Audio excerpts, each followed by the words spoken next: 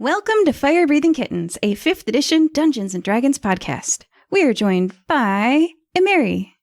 Hello, I'm Imeri. I am a celestial warlock, wood elf. I wear a hooded green scarf that covers up 2 cat ears atop my head, and we are level 11. Mendax.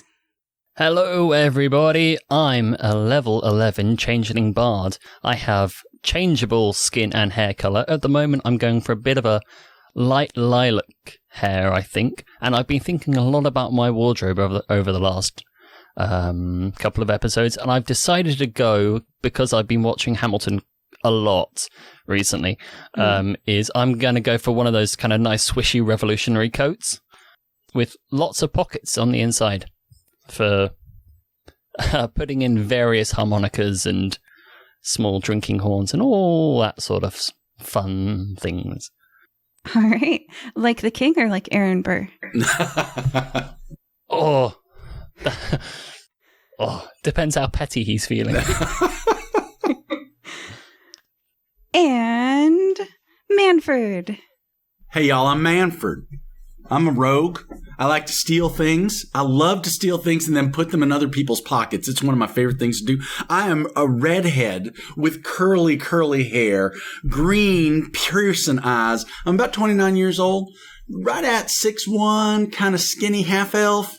And I really like to carry and throw and use daggers. I got lots of them all over my body. If you look too close, they're sharp. Be warned.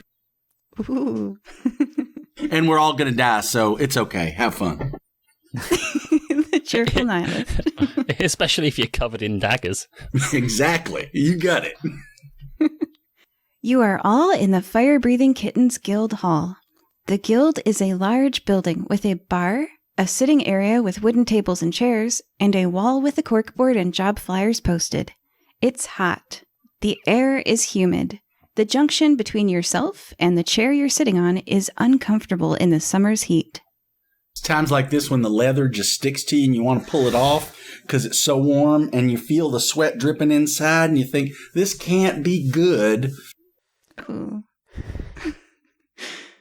That's just not an image I want in my brain right now. Well, I hate when it drips down your back and it starts to go down the back of your crack and then you're feeling real uncomfortable. But we ain't there yet. It's still a good day so far. You two look uncomfortable. Everything okay?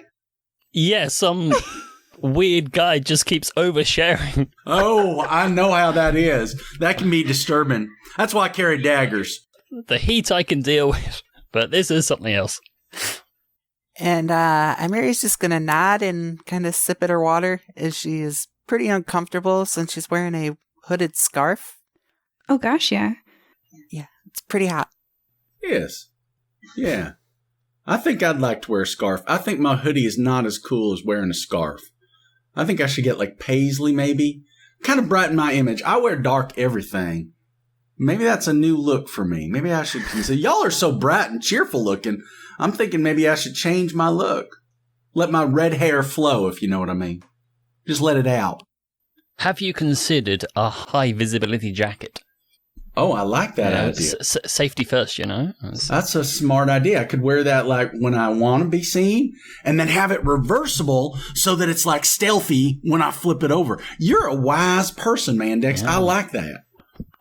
Yeah, well. This rogue wearing a high visibility jacket?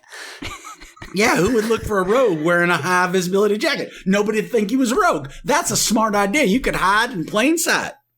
There's also the safety issues to consider. I mean, just think about it. If you're a rogue, you are incredibly stealthy. Maybe you're too stealthy. Maybe there's a cart crossing the road and you're just walking, not trying to be sneaky, but they can't see you because you're too stealthy. You get hit. Look at that. You're down. But if you're wearing a high visibility jacket, maybe they don't see you, but they see the jacket crossing the road. And they're like, oh no, there's a jacket crossing the road. Now stop for that. Well, I think if a cart is coming down the road and that horse is coming, I'm going to see the horse, hear the horse, smell the horse, and it's going to be okay. But I see where you're going. I think horse and carts are a dangerous thing, and I've tried to get them outlawed in the city, but nobody listens to me. That's because they can't see you. That's probably true. Disembodied voices just scare people. We should probably look at the board and check out what we're doing today. I'm just taking a speculative guess at that. Yeah, I was just going to say, it's a little hot. We could always get out in the air, maybe get a nice breeze, cool off. Let's do it. So it better not be a beach trip. It is not a beach trip. The three of you walk up to the corkboard with the posters. You see a flyer on the board. All right, I take it down. Okay, and Mary reaches for the flyer and picks it off the board, pulls it close to her face, and are you reading this out loud? Sure. Okay. It says, posted with yesterday's date, year 49590, which is the current year. My son got angry and ran off. It's gotten dark, but he's still not home. This isn't like him. He usually comes home after a few hours. What if something happened to him? This is all my fault. Please bring a divination wizard and find my boy. Reward 350 gold. Posted by Gustav Fox of 6270 South McCollum Avenue. Is that the only thing on the board? Yep.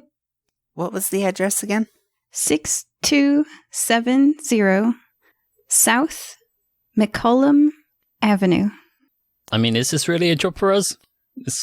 This seems a bit more pedestrian. I mean, we used to going out to weird and wonderful places and tracking down gods and dragons, and this person's like, hey, my son's missing. Let's get these famous adventurers to go do it for us, but... Ugh. Oh, I should say, the average income for your normal person is I'd say the cutoff for being really poor, the poverty line, is 300 gold per year.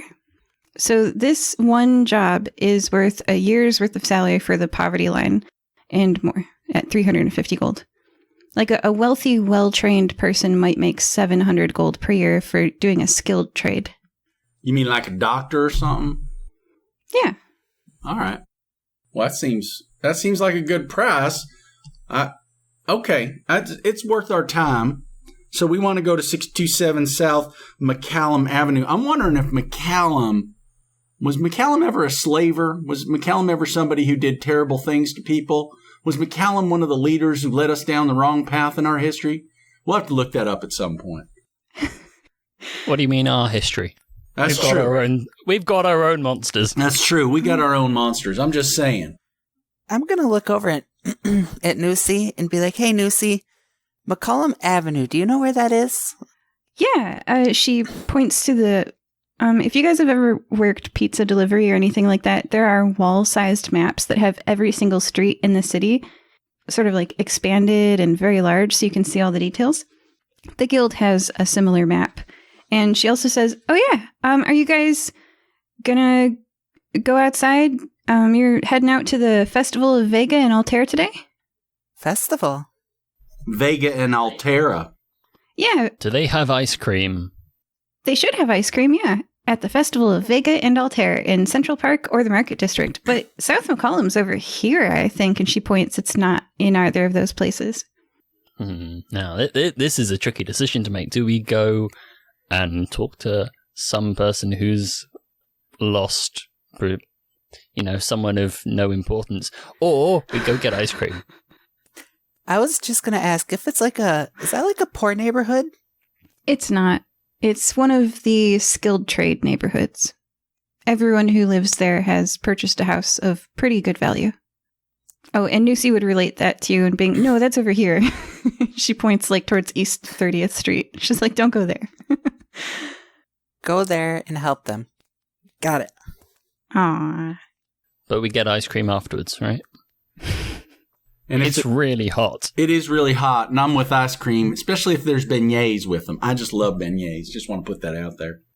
Yeah, I just wanted to make sure that the gold they were paying us wasn't all they had. Yeah, if it's not chocolate coins, because they're just going to melt in this. Guilt in the summer. All right, I think we should go talk to her. Was there a name on this flyer? Oh, yeah. Posted by Gustav Fox.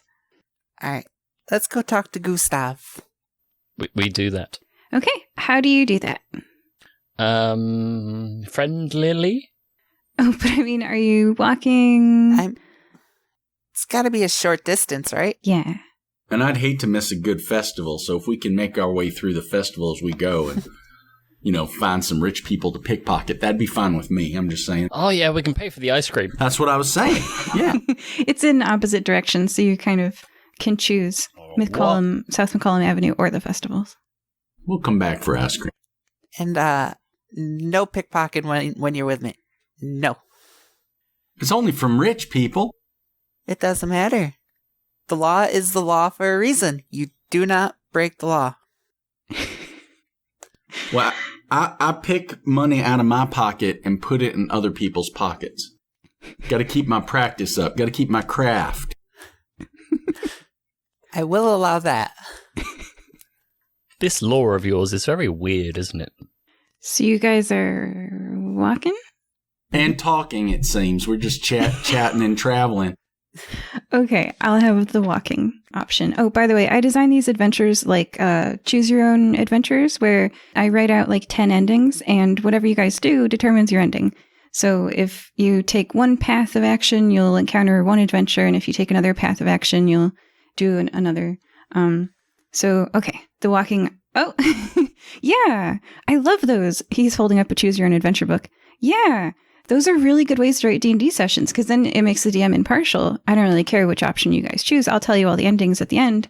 So if you get the good one or the bad one, I'll still get to, walk you through all of them. I improvise those live on stage. That would be fun. Completely made up from scratch.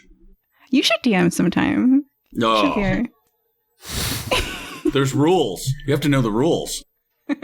Oh gosh, yeah, I know. I'm not good at that. I mean, you don't have to. You just have to look like you do. Yeah. Fair enough. Confidence. Yeah. All right, so here's the walking option. You arrive at South McCollum Avenue. It's a quaint street with thin, tall, 3-story houses shoulder to shoulder on both sides of the street. 6139 on the left, 6140 on the right, 6137 on the left, 6138 on the right. Why did we walk? It's so hot. I regret this decision. Were we going to 6270? Yeah, we're still a little bit away. We're not where we're supposed to be. 6138? Guess we keep walking then. You all keep walking? Did we get the address wrong? 6170? 6270. 62. That's what I remembered. We're looking for somebody named Gustav Fox. All right, let's just knock on a door and see if Gustav lives near here. Oh my. Which door are you knocking on? Just to repeat that, there's 6139 on the left, 6140 on the right. Those are the ones that you just passed. Now you're in front of 6137 on the left, 6138 on the right. Well, I like looking at 6138 because I like those numbers in that combination. 6138 sounds noble. Okay. Somebody I'd want to steal from. No. No. It's okay to want to steal from someone. That's right. It's just a want. Yeah. You need coddle. That's her god. Oh, okay. I thought maybe she wanted to coddle. I didn't know. We say it funny where I'm from, so I didn't know. Manford walks up to the door for 6138, and he steps up the stairs to the door and gives a nice sharp knock on the door. Hey, y'all, anybody home? Y'all at the party? You having festival at us? Everybody out and about? A 5-year-old child opens the door and goes, "Hello?" Hello! I have this shiny copper penny for anybody who can tell me where Gustav Fox lives. He turns around and shouts into the house, "Mom!" And Run! a lady comes to the front door. Oh, Mendax has taken off. He's scattered down the front step. Are you How y'all hiding behind a bush? How y'all doing, man? We're looking for Gustav Fox. Maybe you know where he lives. We were told 62 something with another number in there. 6270, but I'm wondering if maybe this is the right place, and I wanted to check in with you and say hi to your child, and I brought a shiny copper penny for your little one. The lady points to the 6138 sign and goes, "We're 6138. I think you're looking that way." And you had been walking in the descending number direction. Because you've clarified the directions, she smiles and helps you find that if you just turn back the way you came, ascending, you'll find 6270. And I give her a gold piece for her time and tell her thank you very much. Oh, she says, no, that's fine. And she Sure? refuses your gold Oh, piece. all right. Yeah, this is a pretty wealthy neighborhood. Yeah. Oh, I should have given her 10 gold. That makes sense. She says, "Welcome to the neighborhood." And then she shuts the door, Bye. Okay, so you guys have missed the high drama of what would have happened if you'd explored further down South McCollum Avenue. I'll tell you about it at the end if you ask me. Okay, you make it to 6270. You walk up to this front step and knock on the door, I assume, right? Sure. Okay. A man opens the door and greets you. He has bristly black hair all over his body and 2 extra pairs of arms. There are 2 normal eyes in his face and also, like a sprinkling of freckles, 3 extra eyes per cheek. He holds out a paw for you to shake and says, "Guild members hear about my boy?" Run! I'll shake his hand. Hi. Should I not do that voice? I'm- Sorry. No, you do that voice. I You're doing fine. No, you do it. You keep doing it. Okay. I thought I'd So, try a voice. I'll shake his hand. There's Hello, handshaking I'm going on. Amiri. We are, in fact, with the Firebreathing Kittens Guild. Oh. He gestures for you to join him inside a crowded, noisy room, then walks swiftly to a machine in the corner. Do you follow? Sure. Yeah, but I want to keep one eye on the door just in case. Yeah, I want to see. You said it was a noisy room. I kind of want to see where the noise is coming from.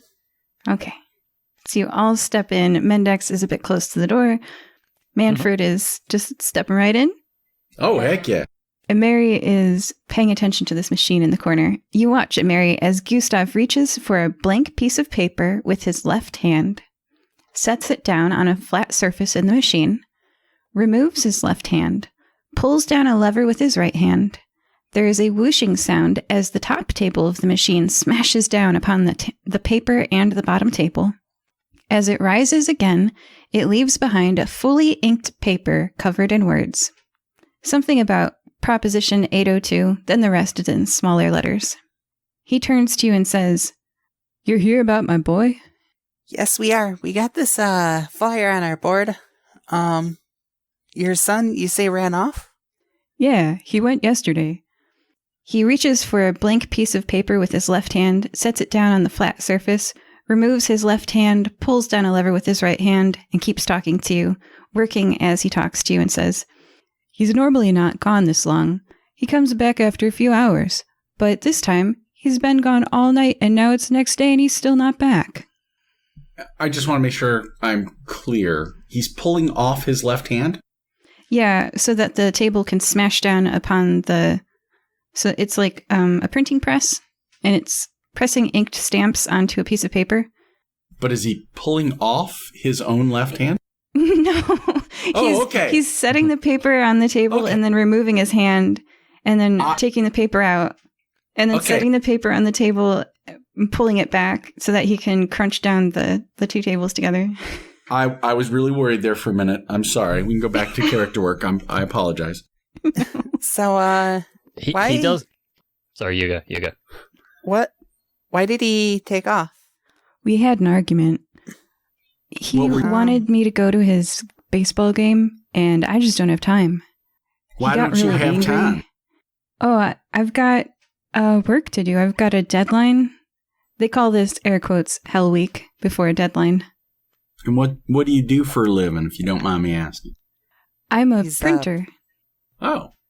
And what's Proposition 802? Proposition 802 is a pension. Everyone who earns 300 gold per year or less, and by the way, background information about this world is that average income for a skilled laborer is 700 gold a year. For an unskilled is 70 gold per year. Oops. So that's the information I should have given you before. Anyway, Proposition 802 is that if people pay 1 gold per year, if everyone is taxed 1 gold per year, then The people who earn less than 300 gold per year will have a pension.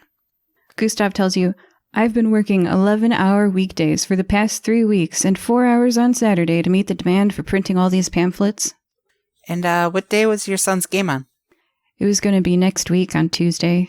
That's a weekday. I just can't do it.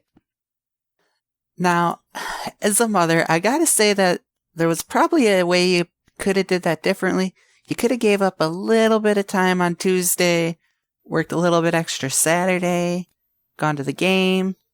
Alternatively, you could just get some magic person to, get this to work. Well, I think that's what automatically. What the poster said, Mendax, is we were supposed to be divination wizards and figure this out that way. That's what I saw on the flyer. Now, I want to check some things. My understanding is your name is Gustav Fox. What's your son's name?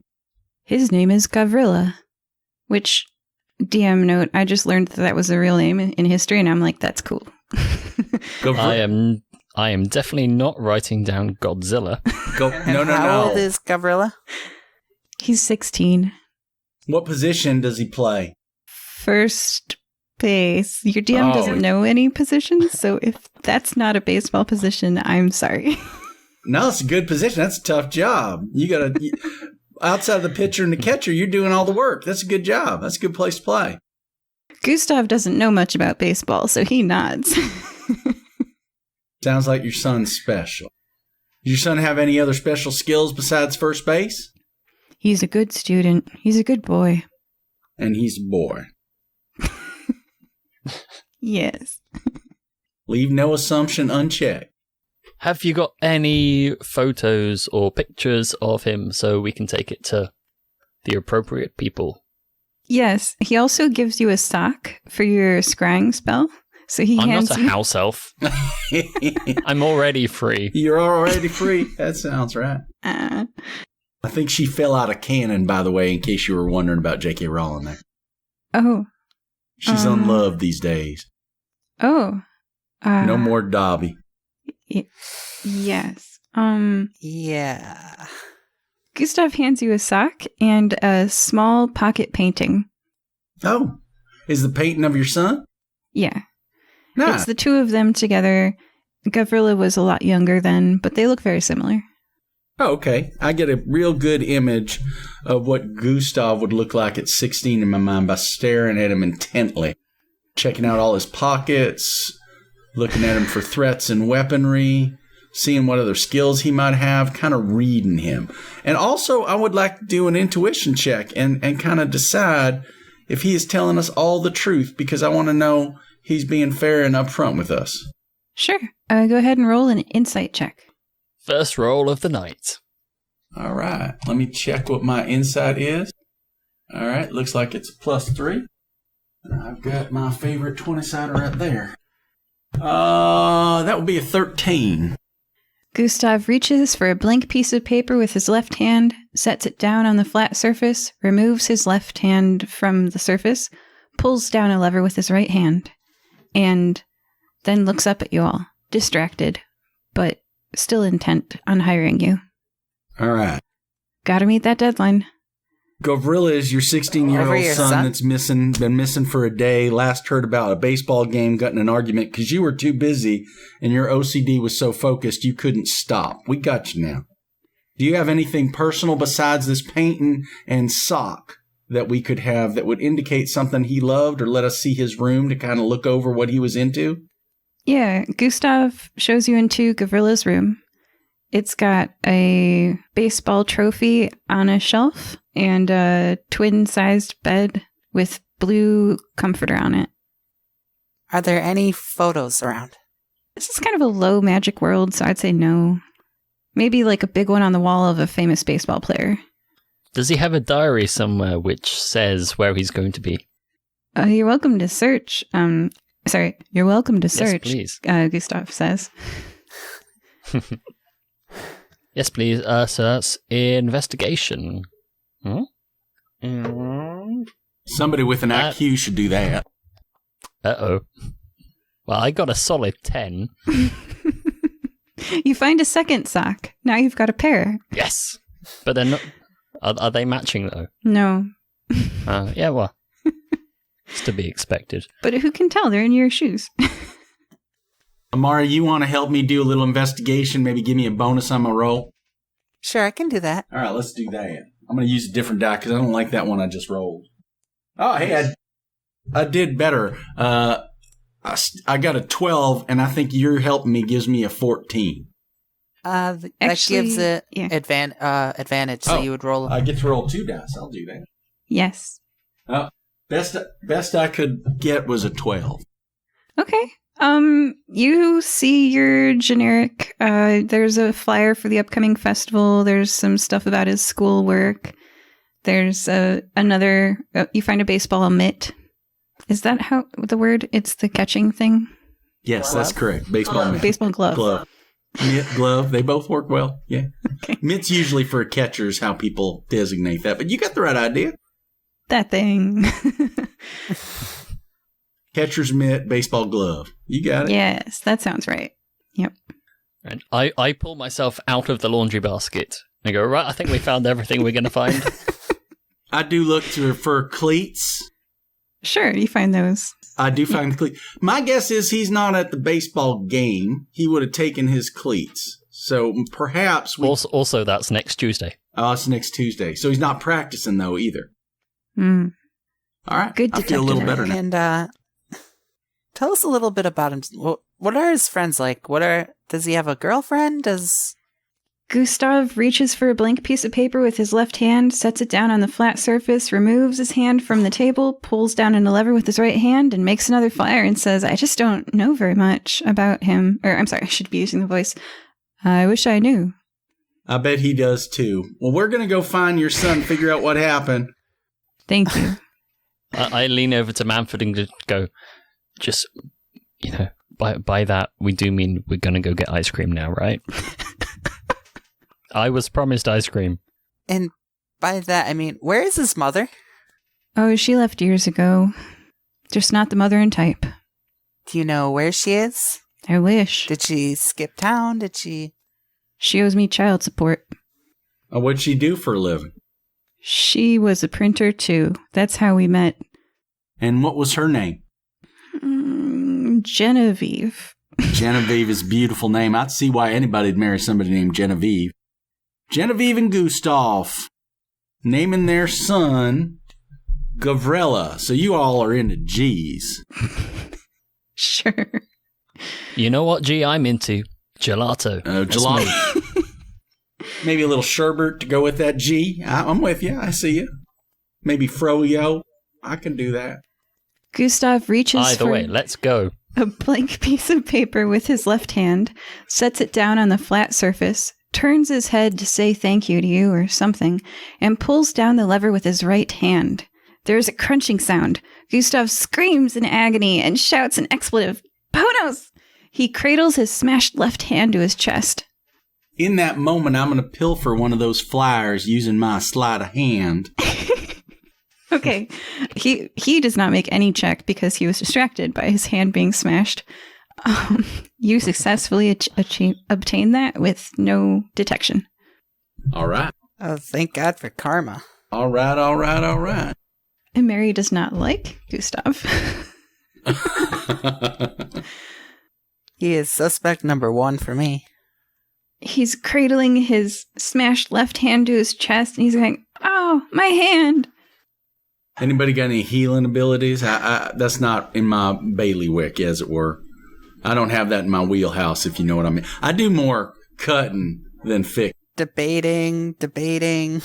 If only there was somebody who was sworn here to help people who were in need and needed medicine or help like that. If only. Kind of like who wouldn't let me steal but was obligated to help those in need. You know what I'm saying? If only. Gustav says, "Well, this has happened before. I went to the Temple of Ear last time." I would like to say that I am not a sworn MD. I understand. You never took the Hippocratic Oath. You just tell everybody else what to do. I understand. We got you. We see who you are. But I will heal him up. I will use a little bit of my ray of light. That's very sweet of you. It's very kind. That's a type of kindness that you'd expect. Which god do you tell me I'm supposed to be listening to again? Coddle. Coddle. And what is special about Coddle? Well, he's a, I forget the race type. Oh, it's okay. Quaddle. What is he? He's a Quaddle god. Oh, he's a Quaddle. But does he tell you to heal the poor and take care of those in need? Yeah, okay. Yes, he's a very lawful god. He's all about spreading love and helping and, you know. Look what you just did by practicing that goodness. You're showing me how I should behave. I'm learning from you. And hopefully he is too. Coddle? He probably is. He's probably watching you right now, learning all about you. Oh, no, I mean, Gustav, hopefully you take this as a little lesson, because I just helped you. You should spend a little bit more time with your son. I mean it. A little preachy. Please do a persuasion check, because does this offend him, or... I will assist with that if you would like. Sure. I think he's probably a bit preoccupied, with having a smash hand still, right? I can roll persuasion or performance, whichever you would prefer. Persuasion, you're not juggling. All right. And I'm putting on a show because I don't believe any of the crap she's saying, but we're going to do it anyway. Persuasion. I'm sitting at a 15. A dirty 20. Oh, I don't do it that way. Sorry. I see how it is. Yeah, you give her advantage when you help. Okay, he's not offended, and his boy was just, he did just run away, so he says, yeah, maybe I should work less, but I can't, it's rough being a single parent. Have you considered hiring seeking help? I just don't have money for that. I was going to say, I'm seeing money as a limiter in this here locale, and the economy forces this person to work so hard that they don't have enough time to spend with their child. I'm just saying, maybe this Proposition 802 isn't a bad idea after all. I don't like the idea that it's a flat tax. It should probably be progressive, but that's a different story. We'll talk about that some other time. So what I'm seeing is the fact that you could scrounge up 350 gold to pay us. I know the average low income is about 70 gold, so couldn't you use that to pay somebody that is in need? You hear a voice floating in through the door. I thought we were getting ice cream. Oh, Mendax is outside waiting to go get ice cream. Okay. I'm just saying, I would rather you keep my portion of the gold to pay somebody to help you, so that way you get more time with your son, and somebody else that needs it can get some gold. With your high persuasion check, he's gonna consider that. I lean over and whisper to him, listen, I'm saving up for a dagger. If you could give me a cut of hers, that'd be real good. Just saying. He looks a bit confused. It's all right. We'll come back and deal with it. Good luck with your hand. And try to focus more. You're not focused enough. He says, oh, well, this actually happens quite a lot. The last time I went to the Temple of Ear, and they fixed it right up for me. Good people over there at Air. They are. They'll heal you no matter the time of day. They're always open. Ice cream! You scream! We all scream. It's really hot. Is that your friend out there? Yeah. He's just in one of those moods people get in when they haven't had the right amount of sugar for the day. So outside on the pavement, Mendax is kind of like bent over like a sprinter, kind of ready to... He is like ready at a moment's notice just to kind of sprint down the road in search of ice cream. Tell me what you're all doing. I'm going looking for ice cream with Mendax. All right, Imeri? Suppose I'll follow. We could get ice cream while we figure out what to do next. All right, where are you heading? To the Central Park. Festival. Central Park Festival sounds good. Also, I wanna think about and chat with my friends here about which god a little boy, 16, would worship if they were into baseball and played first base. Seems like a thing people should know. Well, I would probably say generally speaking, I don't think much kids are really into religion. The Church of Jeter. That's baseball, right? A lot of people did worship Jeter. That's true. Yeah, not wrong. You're not wrong. He wore the wrong suit, but other than that, he was okay. Now, if you said Carl Yastrzemski, we'd be on the same page.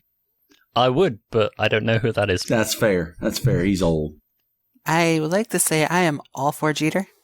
All Jeter? All the time? Yeah. There's a lot of those. All right, we head over to the Temple of Jeter. Ice cream! And we stop for ice cream on the way to the Temple of Jeter, of course. In Central Park, where there's a festival going on. Okay, so on your way to the Temple of Jeter, you're stopping by the festival at the Central Park? There's 2 festival locations, in the Market District and in Central Park.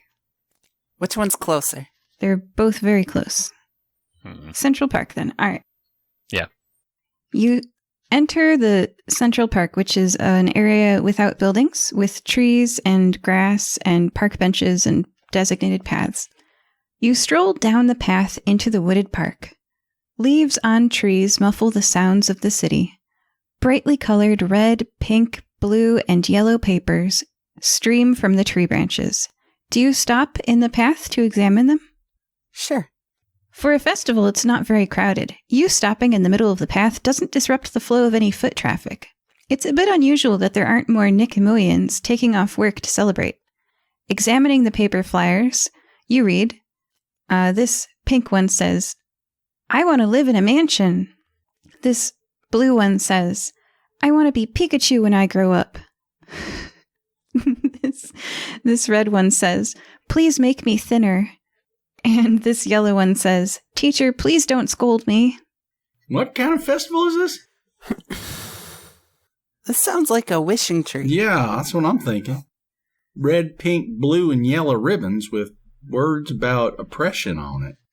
I mean, from the looks of this, half of it could be solved by polymorph, so... That's true. Rubs his hands together. So, Mendax, would you like to write down that you want ice cream and throw it in? That's a good idea. I think what would be a better idea is walking over there, he points, and get actual ice cream, rather than just wishing for it. I don't know, there's something good about virtual ice cream. It's that moment when you start thinking about what you want and start imagining what it's going to taste like, because it never tastes as good as you actually remember it tasting. I walk off to get ice cream. So there's that moment in there where you're thinking about that. I'm going to get some froyo. If they got froyo, I'm going to get some froyo. I want to keep my form. The path approaches an arched wooden bridge with red railings. Do you go over the bridge, continuing on the path? I'll look around before we cross it. Do a little perception check. Percept for ice cream. Sure. Got a 17 on that there check. I got a nat 20 Well, for ice with cream. the nat 20, you see... Imeri, do you want to do a roll too? Sure. See how much attention you're all paying to your environments. Nat 20. Whoa! Hey. Using I it only all got here. I only got a Double 17. ice cream. Okay. Manford is checking under the bridge for trolls and sea monsters. It's always good. Never know. You don't see any down there because there aren't any. That's good. That's good. I'm going to be investigating, the crowd, trying to see if I could spot Gavrilla. Okay, with the nat 20, you find it very suspicious that this festival does not have more people in it. It's like, I don't know, they're all working too hard to take the time off or something. This is a festival, people. Come on outside. And Mendax, what are you? You're investigating for ice cream. You definitely see stalls past this bridge. Yes! Do they say ice cream on? Yes, there is ice cream past this bridge. Stalls of ice cream. With the nat 20, there's a stall of ice cream right up there. Well, this is my character arc done. I'm going to go have a nap. I think I'm going to do detect magic. Okay. Magical ice cream sounds like as good as it could possibly be. Oh. You detect... Oh, what are the schools of magic again? Divination's one of them. Yeah. This is Abjuration. every other episode for me. Look up the schools of magic. You might want to write it all down and just stick it on the wall. I do have stuff on the wall next to me. Where Real good poster for that, maybe. Abjuration is protect stuff. Illusion is make stuff seem like other stuff. Enchantment is make things do stuff. Divination is know all the stuff. Evocation is destroy stuff. Transmutation is change stuff into other stuff. Necromancy is do creepy stuff. And conjuration is make stuff appear. The little hanging papers with the wishes on them are conjuration because they're trying to conjure their future. make stuff appear. Okay, so it's an actual wish tree proper. Yeah. All right, and Mendax. Mendax steps on the red bridge over the stream. It's beautiful Ice here. cream. Ice cream. Ice cream. It's beautiful here with the paper streamers and the tree foliage all around. Descending the arc of the bridge, a temporary festival stall of ice cream comes into view. At the stall next to it, attractive people are handing out free refreshments. I make a beeline for... Or do I go for the attractive people or the refreshments? Oh, one of life's great questions. You can do both. I'm ice cream. I'm team ice cream right now. All right, he gets an ice cream. It is complimentary from the Nicomoyan Food Bank. Woo. What flavor is it? Vanilla, but there's a whole bunch of toppings, so everyone can have the flavor that they want. That's okay. I cast prestidigitation. Doing what? To flavor the ice cream. Is that what it does? Can do, yeah. Yeah, you create an instantaneous, harmless sensory effect, such as, and odor is listed here, so you could definitely make it flavored like whatever you want. Yep, that checks out. I'm going to go for, what am I feeling today? Raspberry Ripple. Raspberry Ripple ice cream it is. They're very impressed and they do a small applause. They ask if you'll Raspberry Ripple one of the extra gallons that they have to give people that option. Yeah, sure. I do it to wild applause. Performance check. Oh, okie dokie. That's a 9, but my total is 21. We went from 9 to 21. I'm a bard. Yeah, you are. There are cheers, real cheers from the bystanders. I nod in a humble but very proud manner. Imeri and Manford. I'll take one. And as I do, I'm going to cast Detect Magic on it. Well, sure, now you want ice cream. The Raspberry Ripple or the vanilla? The vanilla. I want to make sure that there wasn't anything wrong with it. Before eating it. There is no magic on this ice cream. It's just ice cream. Is there any vanilla one? Is there any poop on the ground around us from the being in the park? Is there any park poop? No, there's not. Oh. Then I grab up some soil and I hold it in front of Mendax and I say, what flavor can you make this? Any flavor you like, I guess. Oh, yeah. Make it Raspberry Ripple. I want to try dirt that tastes like Raspberry Ripple. All right. Your funeral. Does the dirt now taste like Raspberry Ripple when I eat it? Perception check? Oh, yeah. I got, let's see. I got a 10. I forgot. I can't get below a 10 now. It's pink in color, tangy like a fruit, and it has a juiciness to it that you swear is raspberry. That's awesome. I'm enjoying the heck out of this. I spit it all out, but that was really neat. That's a trick right there, Mendax. Mendax got some skill. That's what I'm saying. Right. I agree. Next to you, if you want some more free stuff, attractive people are handing out free refreshments. You say attractive people? Oh, they're pretty. Mm-hmm. So if I'm understanding correctly, nobody's here. There's a bunch of people giving stuff away free. There's a food bank giving stuff away free. We're taking free stuff that is intended I know it's like for heaven, isn't it? poor, but they ain't no poor people here because they're all too busy working. Is there like a spell over the city that's disrupted the normal nature of human beings and all of their related kin? Yes, the spell is capitalism. Oh, I hear that's deadly. I hear it's deadly. Yeah, and I'm going to cast Detect Magic on this drink. I cast Detect Capitalism. Oh, yeah. That's a good idea. I mean, is it sponsored by anything, or...? The drink is free, so your capitalism detection detects nothing. And your detect magic is... Yes, you do detect magic. It is the School of Enchantment you detect from 30 feet back. People are waiting in line. You see a stitched-up lady and a bird folk with blue wings waiting in line. Do you guys join the line for the free refreshments? No, I'm going to go knock it out right out of her hand. Whoa. You step up to the stitched-up lady and knock the free refreshment out of her hand. It's a blue and white can with this symbol on it, which for the listeners, since you can't see this, is the 7-stroke kanji pronounced ro, if you want to go to gshow.org and look that up. Or you can just know it's a symbol. It's a blue and white can with that symbol on it. You knock it out of her hand, and the lady who handed it to her, an elf with brown and white feathered wings, gasps and takes a step back from the front of the stall. The stitched up lady whose refreshment you just knocked out of her hand looks at you and is quite angry. This is a barbarian. I'm going to hand her my ice cream and say, here, this one isn't enchanted. Persuasion check? How does this go 6. down? Persuasion +4. That is another dirty 20. That's a pretty high persuasion check. She accepts your ice cream. The elf with the brown and white feathered wings goes, of course it's enchanted. Doesn't even bat an eye, doesn't deny it, goes, of course it's enchanted.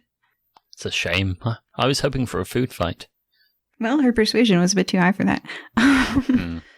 She says, of course it's enchanted. It's an energy potion.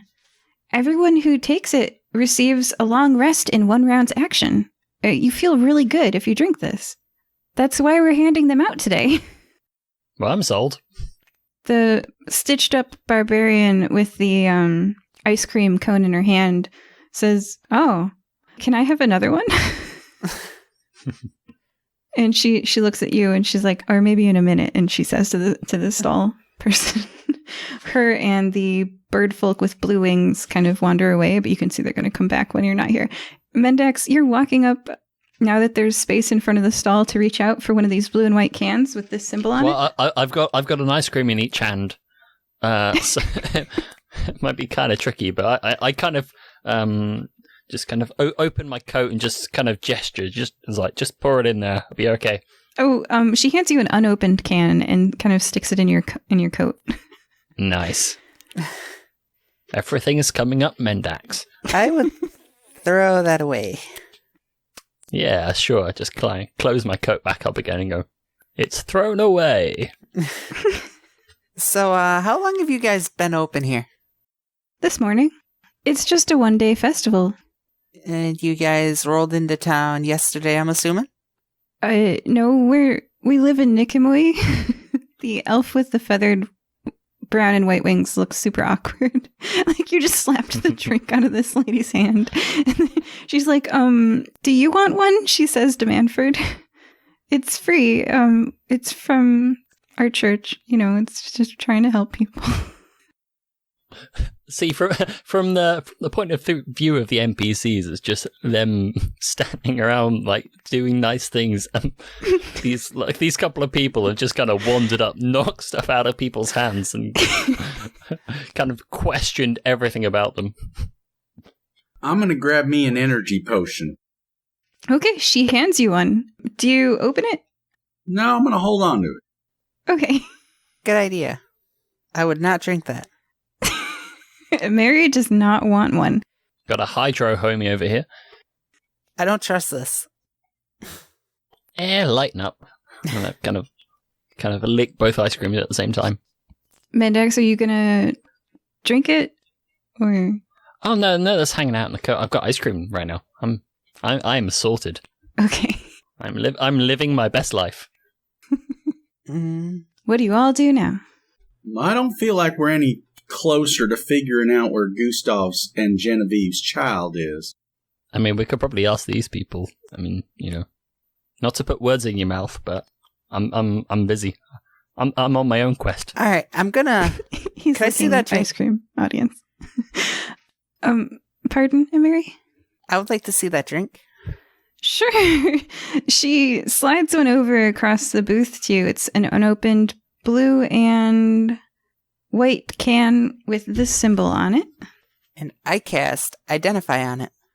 Okay, tell me what that does. You choose one object that I must touch throughout the casting of the spell. If it is a magic item or some other magic imbued object, I learn the properties and how to use them, whether it requires attunement to use, how many charges it has, if any. I learn whether any spells are affecting the item and what they are. If the item was created by a spell, I learn which spell created it. Okay, it was created by a summoning spell. She summoned it from her god. It has no attunement requirement. It is an enchantment magic. It has one use and then it's consumed. energy potion is its name. All right, so it clears. What church are you from? May I ask? They point to the symbol, and they pronounce it Ro. I'm holding up the symbol. If anybody, For those of you playing at home. yeah, it's a 7-stroke kanji pronounced Ro, like that. There you go. I mean, as fun as this ice cream jaunt is, we should... Yeah, here's my recommendation. I'm fairly sure we do have some form of a job to do, right? We do. We got a sock and something else. I'm trying to remember what that was. A sock and a painting. I think I we have should... 2 socks. Yes, I'm sure you do. I meant from the little boys missing. And I think we should head on over to one of the schools of magic that could do divination and determine where they might be and see what we could do. I do have scrying. Oh, you have scry? And you didn't mention this. Well, that saves us a trip right there. That's what I'm saying. I was going to do this on our way over, but we kind of got sidetracked. We did? I thought we went for ice cream. Yeah, we didn't exactly figure out the next step of this mystery. The next step was ice cream. I heard ice cream. I pull out my quest log and just go, yeah, it says ice cream right here. There you go. Ice cream said right there. That's what we got to do. Yeah. Ice cream. Oh, God will help me. All right, let me see that. Let me see that sock. Mendax kind of reaches back into his pocket and kind of pulls it out as a sock puppet and goes, hello! Hello yourself there, mate. What's up? My son's got missing and I can't be bothered to go look. Because I'm too busy pulling the I'm print too press on my busy hand. working. Oh no, my hand's been broken. Oh, I'll keep working. Ah. My hand is broken, mate. Ow! Then he pulls out his other hand into another sock puppet. He goes, my dad doesn't appreciate me. I do a nice acrobatic motion. I flip up, both shoes pop off, and my socks on my feet are now imitating exactly what Mendax is doing with his hands. Who fancies a game of baseball? Oh, I do. How about cricket instead, eh? Yeah, sure, why not? Ooh, cricket. Do you have a spare 5 days? Oh, that's a brilliant idea. 5 days for a cricket match. I want to be the first batter. The good thing about this is 3 days in, and if someone asks you who's winning, you can say, I don't know. We can't tell yet. Totally get it. It's too early. Cricket! Yay! Yay!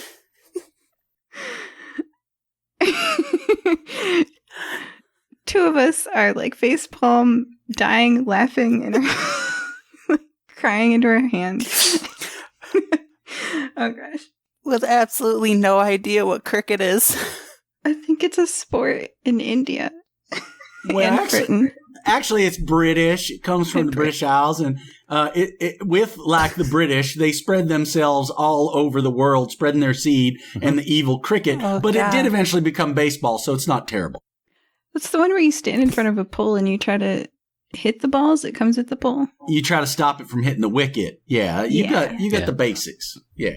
Yeah, like pretty much every sport, we gave it to the world, and the world got better at it than us. That's true. That's true. I seen y'all play rugby against New Zealand. Yeah, it's true. Oh, my God. Yeah. Yeah, it's like we invent football, someone gets better at it than us, then we go, screw that, we invent rugby. And the Aussies and New Zealand get better at it than us, and we're like, no, I'm good. All Wait. black, baby. All black. Did British people invent football? No. They invented rugby, and we stole it and made it better. Yeah, football And over then- there is soccer over here. And then Australians took football and made it even better. So there you go. Yeah, by getting rid of the rules. That's right. Outside And just of- having a outside of 200-meter America, it's called field. That's football. all I'm saying. It's a good game. Oh, okay. I was thinking of American football. Okay. What's that? It's like rugby, but for people who don't want to get their face broken. That's right. They actually put stuff on them to protect them. It's a real weird game. It doesn't work. But the good thing is, rugby isn't, beholden to capitalism. So when you watch rugby, you actually watch the game rather than people standing around talking about the game. That's fair. Victoria, the stitched-up lady, and Yoshiro, the bird dude with the blue wings, sip their blue and white cans with the symbol Rho on them and nod along to what you're saying. How long does this ritual of yours take, Amari? Ritual? Well, she Oh, cast. scrying. She's scrying. I'm assuming that's a ritual. I could be wrong. It takes a 10-minute casting time. Yeah. About the length of a lengthy conversation about rugby between sock puppets. That's true. Yeah. That is how long it took. Your scrying is complete, Imeri. Yay. Where's the kid? So, He's behind you. scrying is I can see and hear a particular creature you choose that is on the same plane of existence as you. The target must make a wisdom save and throw, which is modified by how well you know the target and the sort of physical connection you have to it. If the target knows you're casting the spell, it can fail the save and throw voluntarily if it wants to be observed. Knowledge. Second hand, I have heard of the target is +5 save. First hand, I have met the target is 0. Familiar, I know the target well, -5. And then connection, likeness of or picture, -2. Possession or garment, -4. Body part, lock of hair. We've got socks. -10. On a successful save, the target isn't affected, and I can't use the spell against it again for 24 hours. On a failed save, the spell creates an invisible sensor within 10 feet of the target. I can see and hear through the sensor as if I were there. The sensor moves if the target remains within 10 feet of it for the duration. Okay. You cast the spell, and you hear? Do you hear as well? See or hear, yes. Yeah, okay. See and hear. Yeah, so you hear the sounds of chatter and a crowd, and you see, first off, it's a different height than you. He's a bit taller. So you see from a different height perspective as they are holding a carnival game in their hand, and they're trying to direct a flow of water at a target. A balloon is inflating in front of them. And you can see that they're trying their best, and then you see their perspective shift. They look over at a friend who looks like an anteater folk, and then they look back at their spray of water, and they're like laughing and talking, playing a carnival game. So he is at a carnival game, guys. Yeah, but none of the partying over here in Central Park would be indicative of that much fun. So my speculation is he's at the other place where people are probably having fun and not being looked down at by rich people giving away free crap. That's my guess. Well, if we get to go to 2 parties, I'm good. Hopefully they're playing cricket over there. Oh, we can only hope.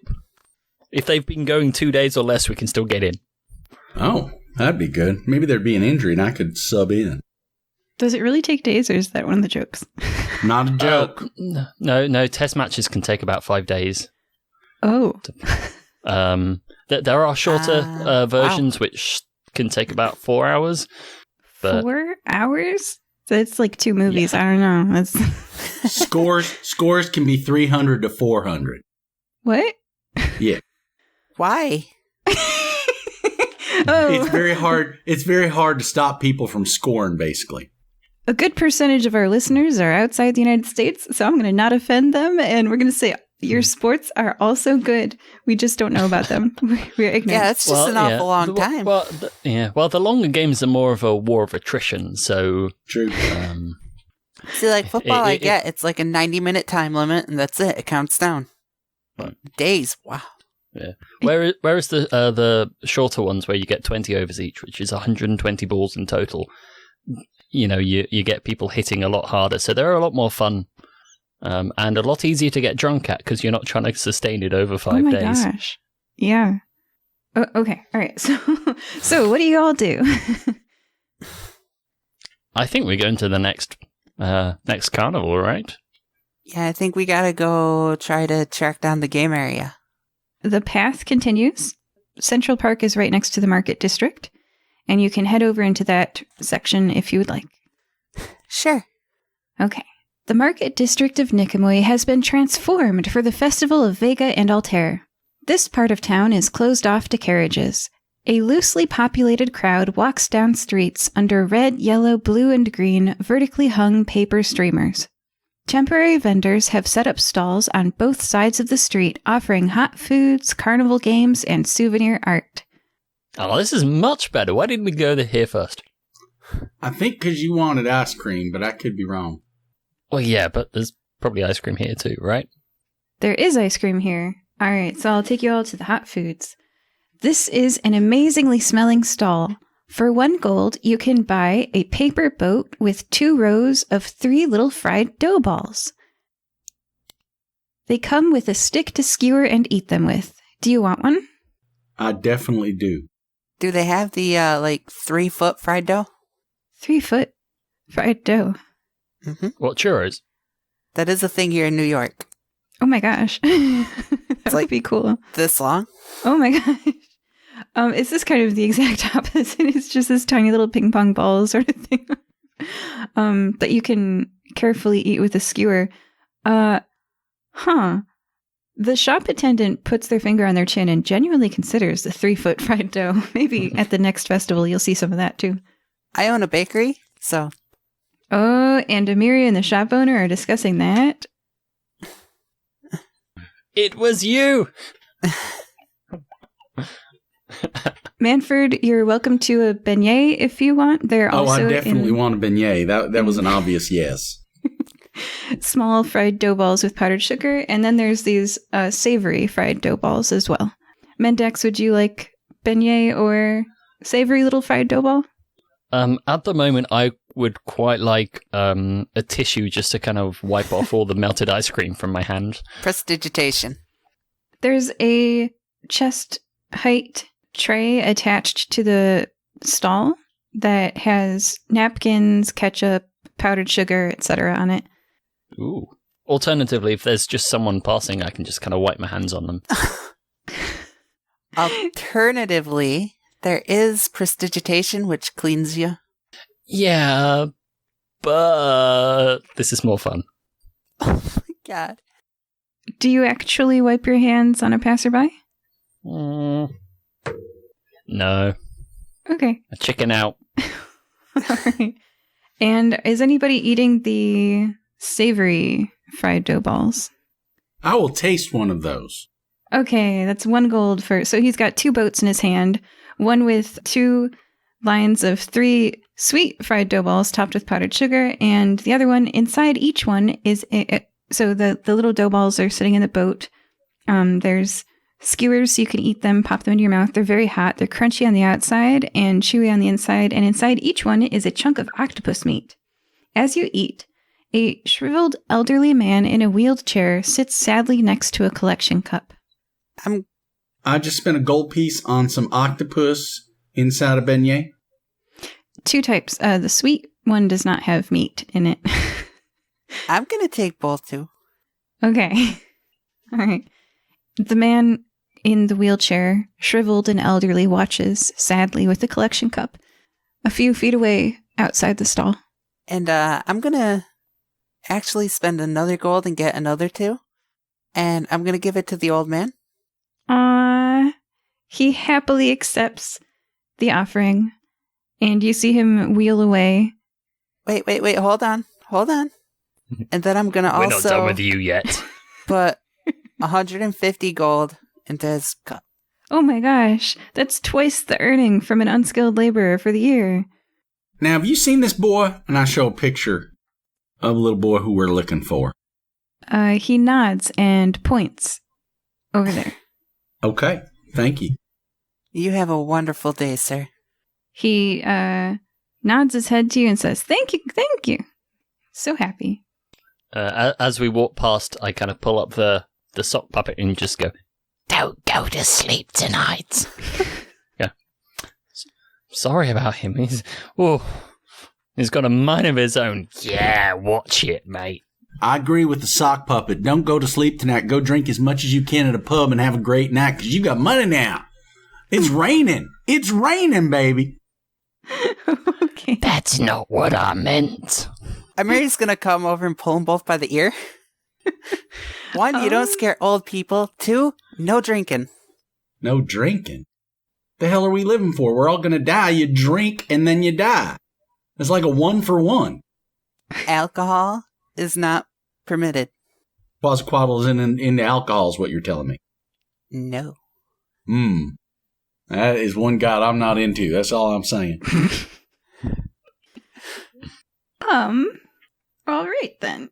I'm just imagining this 5'2" Imeri just coming over and like pulling them both by the ear, like, let's go. Oh, right. So you're walking. There's some stalls around you, and one of the stalls is selling souvenir art. Do you inspect it, or do you keep walking? Sure, we'll do a quick peeky peek. Okay. This missing child can be found at your own pace. So you step past a Vote Yes, Prop 802 sign into a covered canvas tent. Art hangs on the wall of a wooden lattice that draws the line of the left, back, and right of the tent. In the back corner, an elderly artist sits behind a small table. You ever seen anybody like make a picture like this one? They smile at you, and she stands up, one hand on a cane, and she teeters towards you. Walking past the art in her stall, she steps about halfway up the tent so that you have to come inside to talk to her. She doesn't move very fast. No, I meet her 3/4 of the way. I moved her quicker. Okay, you're standing in the shade. It's much cooler here than outside in the street. That's good, because I had sweat pouring down my back and my crack. It was not comfortable. Yeah, you did. This is much more comfortable. And she reaches out and inspects the picture, and she says, "This is a well-done piece. Whoever made it was quite skilled to put such a tiny, well-done picture on this." And she inspects the pocket photo. Okay. You don't know who made this picture, though, right? The artist only stamped their initials. Not sure who R is. Well, that's very helpful. Thank you for your time. And standing there, you're standing amongst like whole wall-sized paintings. Quite different. Do I notice any of them that stand out? Any of them that radiate or scream out to me? Anything I have to take home and put on my refrigerator? That you must have. Are there any fridge magnets? Well, we got baseball. I just assume everything's normal. We had cars earlier, so I'm thinking everything's go. Yeah, you guys missed the carriage collision scene. You did not partake. No, because we were wearing high visibility jackets. Yeah. That's true. There was going to be a driver who fell asleep at the wheel, and then their horse stopped to eat bushes and stuff, and then the carriage behind them like swerved to miss it. Anyway, so no, yeah, you missed. But so these full wall painting sized. So that means Manford is stepping closer to one to inspect it. Does one catch your eye? Yes. The old lady sees you inspecting her art, and she says, "Ah, Vega and Altair, stars in the sky, lovers who only get to see one another one day of the year. Doesn't their story make you sad?" Oh. Well, we're all going to die. I'm just saying. I guess so. Not Vega and Altair. They don't die. That's true. Vega and Altair live forever. Or at least until they burn out. It'll feel like forever after a while. You hang out with somebody long enough, it just feels like forever. Oh. Oh my god. Ooh. Okay, so at this point, if you guys would like the story of Vega and Altair, she will tell it to you, and if that's not interesting to you, you don't have to experience it. Well, we're on a hunt and find for this little boy. We appreciate you sharing all this information with us, but we got to be running. And thanks for letting us know that R made this. That was very helpful. You're a very kind person. Good luck with selling your art wares. I mean, I kind of want to know the story, but we do got a kid to find. Well, I'll stand here and listen with you if that's what you want to do. It might be impertinent to the rest of the story. You never know. It could be important information. I exchanged looks with a sock puppet. What do you think? I think we all die. Some sooner than others.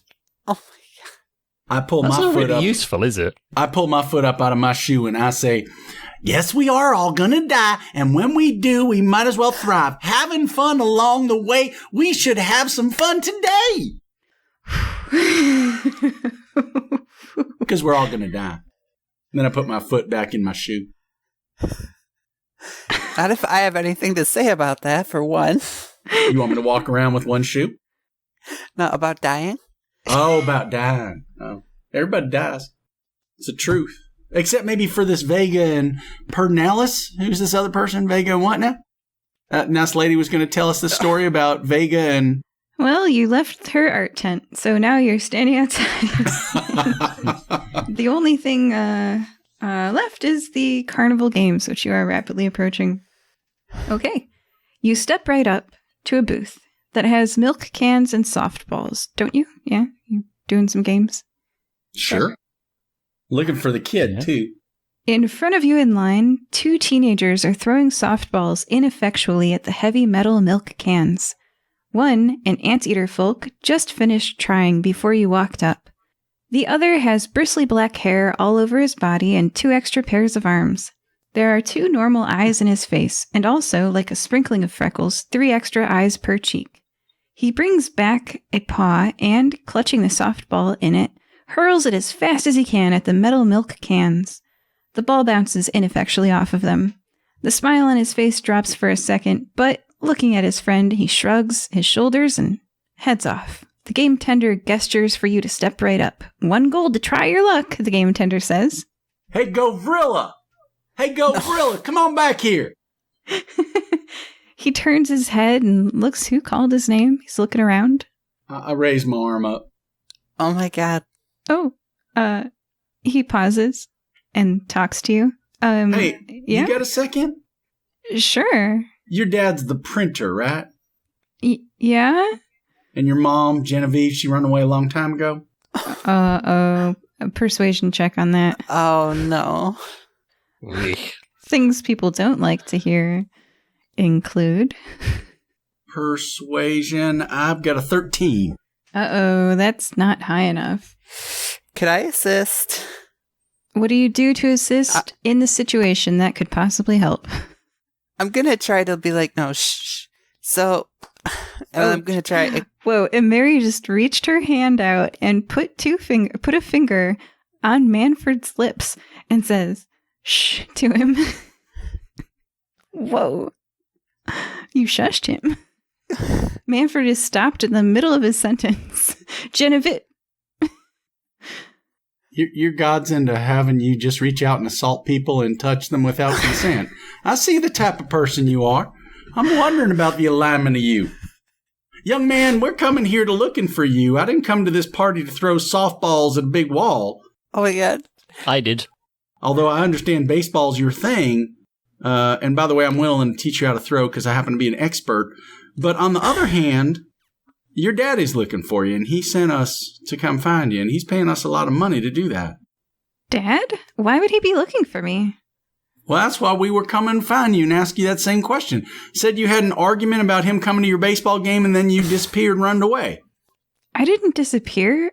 My baseball, that's not until next week. I know he won't come. He never does. But no, I told him I was going to be here.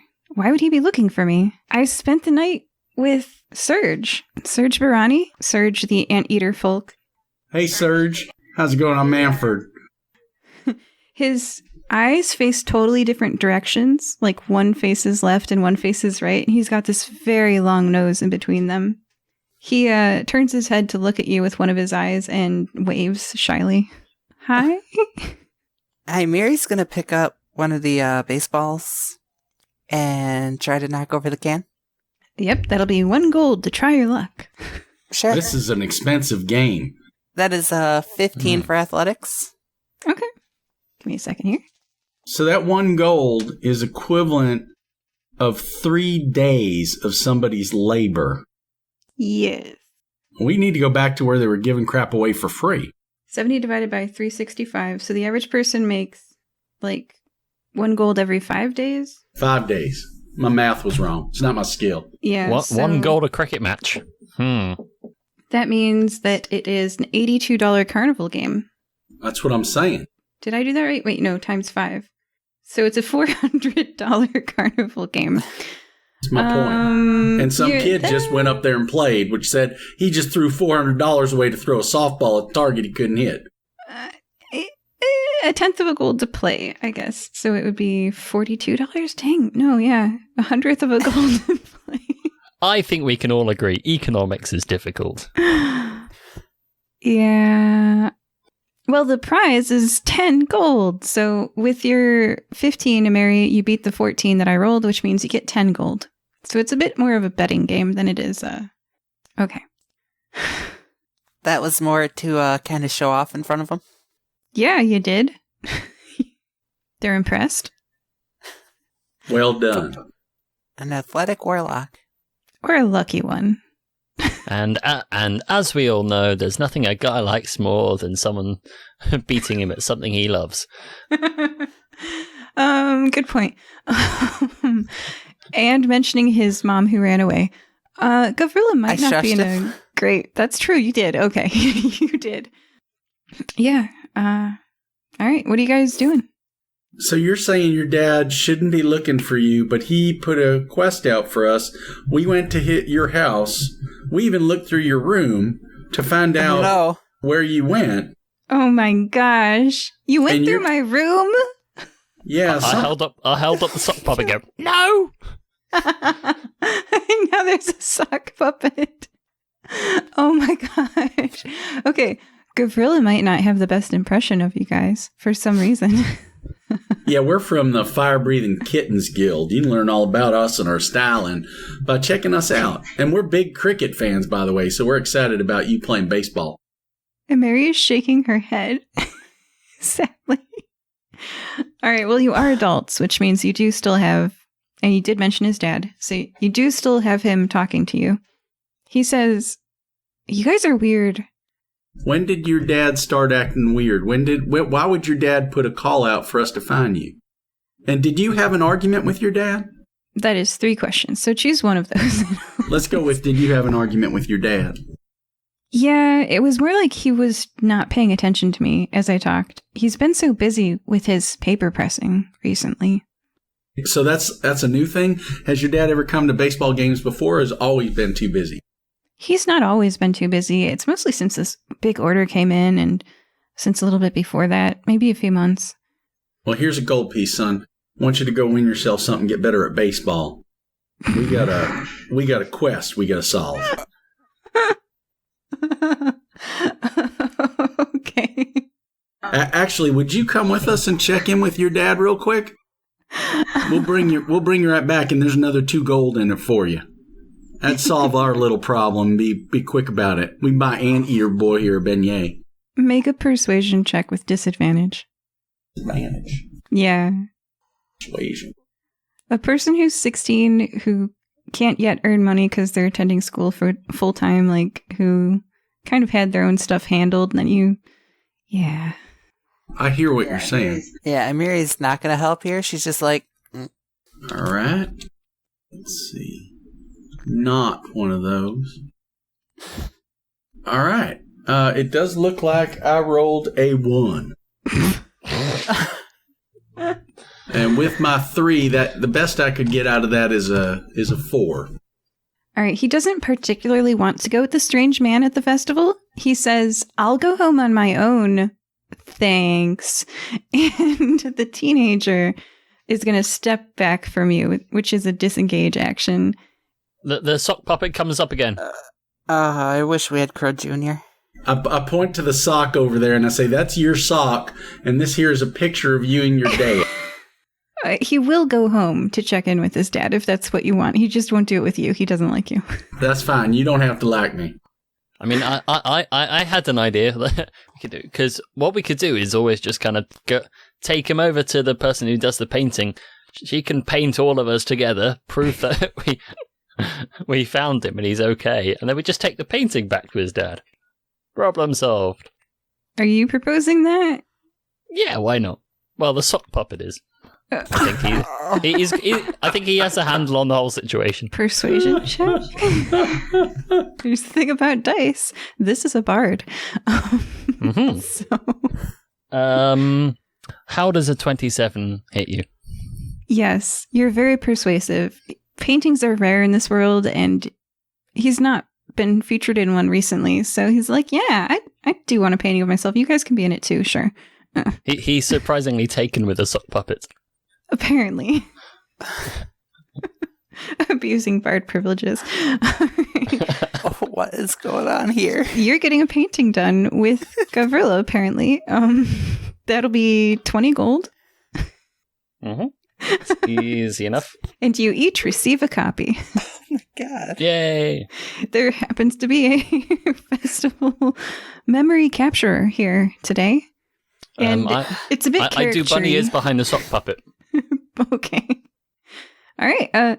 Manford, Imeri, and Mendax, you all receive a picture of yourself. And he is going to go right back home, and he'll hand that picture to his dad. Okay. His dad got a copy too. Sure.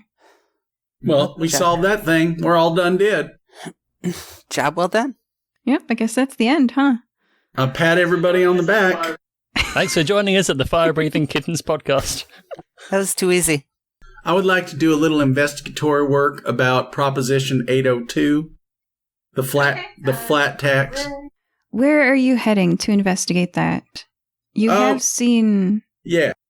Yeah, I want to go to the people who are against it and then find the people that are for it. Right. Where do you physically head to? Because earlier today you have seen a sign for it. Let's start there. We'll backtrack. Do you remember where it was? I thought it was back at the place that was giving out free stuff, Central Park. Anyone else have a better memory? Well, I know we have a flyer. By the bridge. You do have a flyer. So in the souvenir art stall, there was you step past a Vote Yes Prop 802 sign into a covered canvas tent. Oh, that's handy. That's where we are. You're at the carnival games right now. Or no, you're getting your thing painted. Oh, yeah. You think she painted your thing? Okay, sure, yeah. Yeah. All right. Yeah, For so sure. the elderly lady. Souvenir. Sure, she painted you a caricature. Okay, so you're standing amongst caricature art and also art of Vega and Altair, and you're talking to the elderly artist. Yeah, we'd love to hear about Vega and Altair and then Proposition 802. Gonna get her started talking about something she wants to talk about, and then get to what we want to talk about. That's right. Okay. All right. Vega and Altair. She stands in front of one of the paintings that is of the night sky with a galaxy, purple, blue, and pink. It's a beautiful night sky, and two of the stars in the sky are particularly bright and well featured. She points them out. Vega, Altair. Since they got married, Vega was too happy being around Altair and stopped weaving. The fabric CEO was angry and brought Vega back to the other side of the river. She points to the River of Stars. Now that they are separated, they're sad. The CEO felt somewhat sorry for his daughter and promised that if Vega worked really hard weaving fabric, once a year on today's date he would allow her to cross the river to see her husband. So during the year, these two people work very hard, counting the days until they can see one another again. However, if it rains on today's date, Vega cannot cross the river and they have to wait for another year. Well, the good news is it's really hot. Yeah. Doesn't mean it's not raining, but... It's not raining. How much is this painting? 500 gold. Or 0 if we come back later. I'll take it. And Mary, you just made her day. She sells a painting every few festivals or so. And she says, thank you, that'll help so much. You can actually see her hands shaking a little bit as she takes the painting down and packs it up for you. It comes with its frame and everything, but to travel safely, she rolls it up, or I don't know. Painting experts, let me know if that's not how it works. I've never bought a 500 gold painting. Mostly because we don't use gold in the real world. Yeah, gosh, that would be like times 82. It's a very expensive painting. It's more than 7 times the poverty line of income, so it's like $100,000 painting. All right, so you have it, and she's very happy, and she says, thank you, that'll feed an old lady for quite a while. And it will fit very nicely in the Firebreathing Kittens Hall. I think if you put it right at the space between the men's room and the women's room, I think it'll just have a really nice spot there by the toilets. I think that's a good place for it. Or it'll also look good above my fireplace with my husband there. Oh, whatever you like. I'm just saying, seems like it'd be a good thing for the guild. How about a compromise? Let's cut it in half and put half of it in one place, half of it in the other. A love story, Mary. Yeah, it's going to my house. It's literally of two people being separated is the story. I think let's that's the story. separate it. So if you split the painting in half and then only one day a year they come back together if it's not raining, seems like a good thing to do with that painting. That is the love story. They come back the one day a year. I like that. That's good. Only if they work really hard. Yeah, that's good. All right. And what would you like to ask her as she finishes rolling up your painting and handing it to you, Mary? I was going to ask her something. I don't know. About Prop 802. Oh. Yeah, please vote yes for Prop 802, the old lady says. Why would we do that? It's a pension for the elderly. Anyone who earns 300 gold or less, they can receive a pension if everyone pays 1 gold. Well, that's not you anymore, is it? I'll be paying 1 gold. You've just earned 500 gold. You are not getting your pension. That's correct. That actually does disqualify her this year. Mm-hmm. How do you all feel about Prop 802?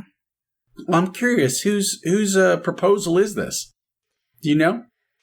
I don't remember the name of the dude, but I did invent a legislator a few sessions ago in a minor problem. Moritz Pillow. Oh, look at that. Look at that memory. Moritz Pillow. Nice. Legislator Moritz Pillow, she says. Very happy for some reason. Thanks for helping us out with that. All right, page number 2 of notes.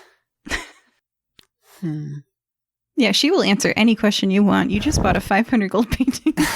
So where's all the funding for this coming to? The pension's got to come out of somewhere.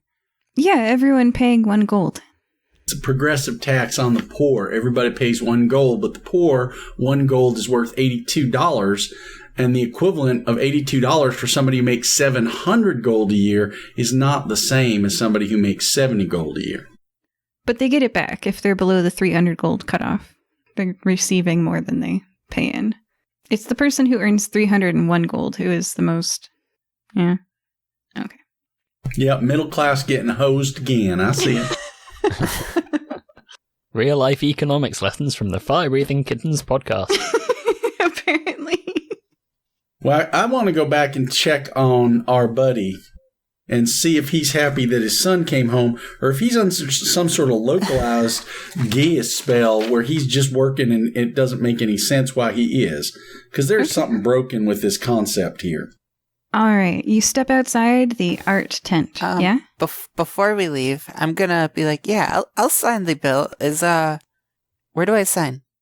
Oh, you'll be voting in the fall. Everyone votes. It's like a rotating day, but it's one of those weeks in November, I think. All right, The so second check it off, falls on this year. check off third. paper being enchanted. I don't vote for 2 reasons. 1, democracy is a lie. 2, I'm not a citizen. Oh, of Nicomoy. Mendax isn't a citizen? No. Oh, okay. Do you think I get this accent from, He's an immigrant. Of course I'm not from here. He's got no rights. But I Whoa. sound fancy, so it's okay. Okay. All right. Whatever you want for Mendax is what Mendax experiences.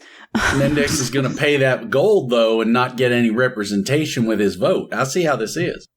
Oh. Yeah, but I don't do tax either, because that's how it works, right? Oh, no, they're going to tax you, buddy. You can bet on that. Oh, yeah, I think you still they can try. They can try. Taxman cometh. He's a bard. He'll get out of it. They'll never find me. There's only 2 things that are guaranteed in life. Death and taxes. And we're all going to die. Yeah, but I haven't done either of those, so I'm good. That's true. Not yet.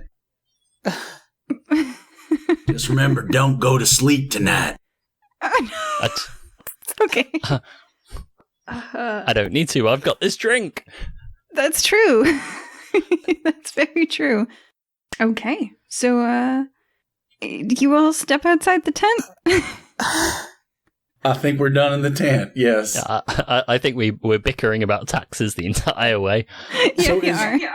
So we're heading back to Mr. Fox's, Gustav Fox. But on the way, is there the Temple of Ro? Am I saying that right, Ro?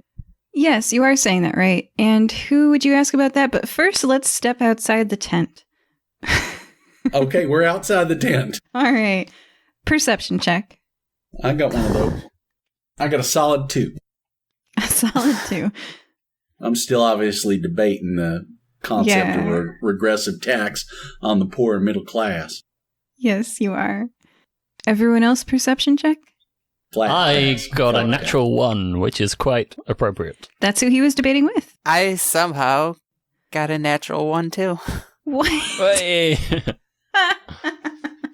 Okay. So we're outside the tent, but we really can't tell if we're inside or outside right now. Okay. I'm playing with the sock puppets. None of you hear a roar and a crash. None of you see that behind you, 2 people are fighting in the street. Now, it's kind of funny to picture the camera focusing on you guys all debating this, and the audience can see it. The audience can see 2 people fighting in the street. A lady with stitches on her face swings her fist at a birdman who dodges, sending the fist crashing into a nearby stall's display, crunching it into pieces. A piece whooshes over Mendax's head. He doesn't notice. The birdman, who has a black stripe across his eyes, and above it a white stripe and a red cap on top of his head, uses his blue wings to pop right back up and into a fighting stance. They grip each other's fists, then the bird swings the stitched-up lady over his shoulder and crashing into a shelf of the stall. The stall owner screams, "My jewelry!"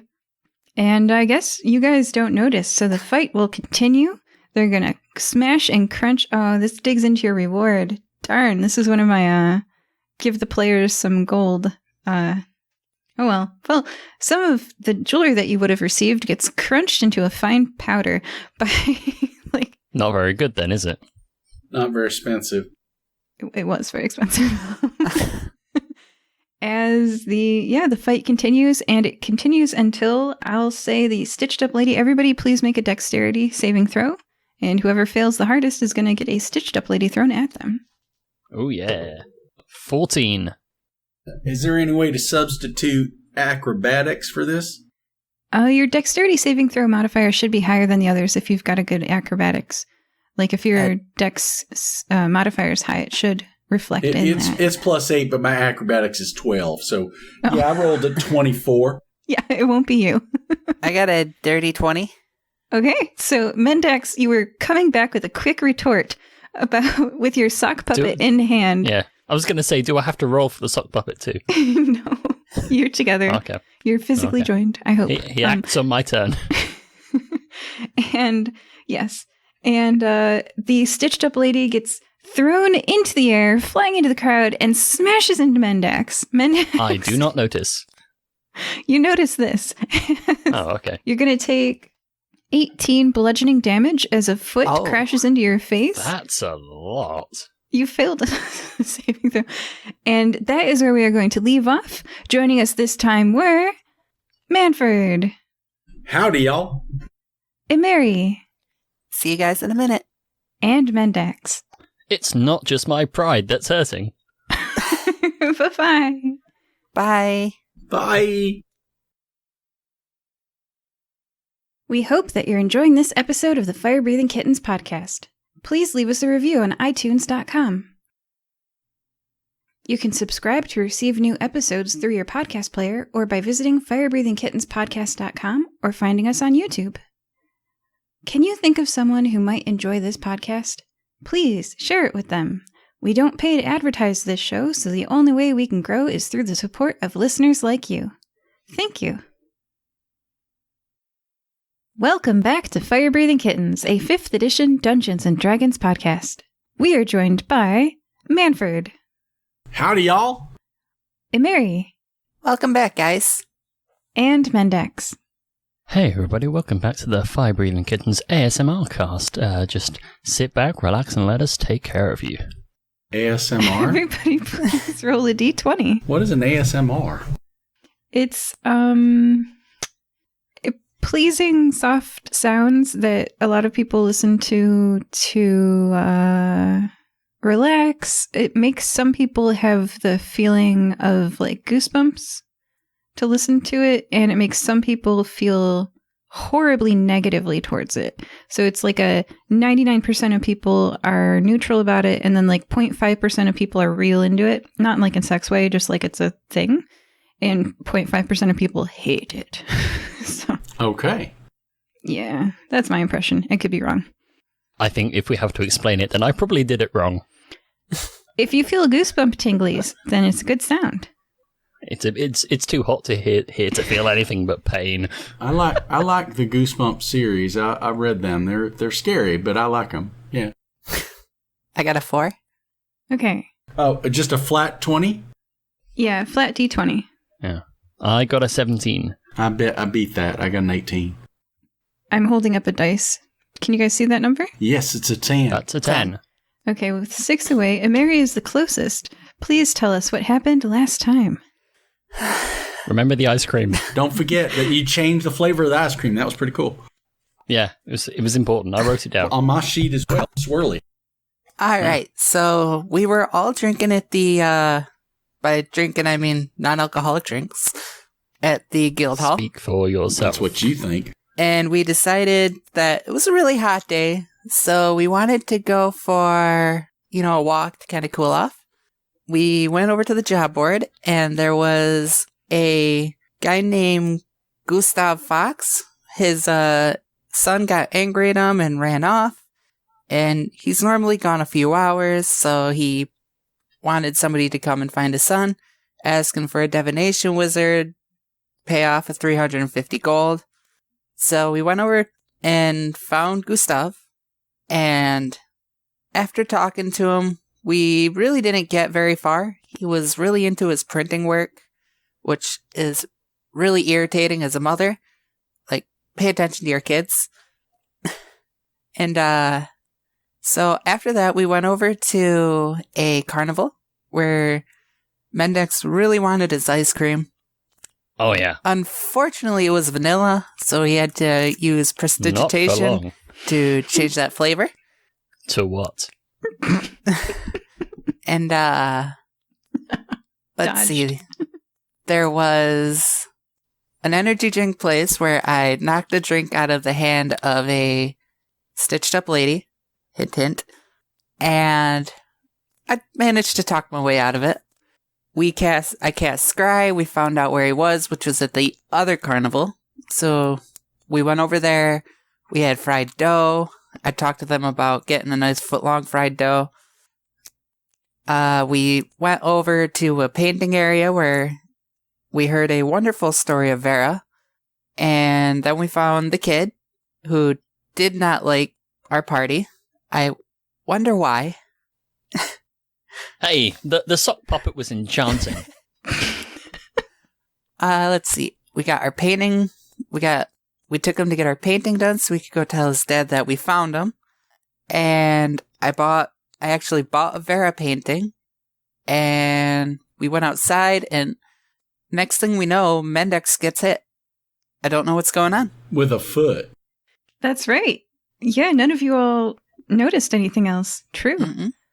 All right, well, I guess everybody roll initiative. Fight, fight, fight, fight, fight. Uh-oh. I rolled a 1.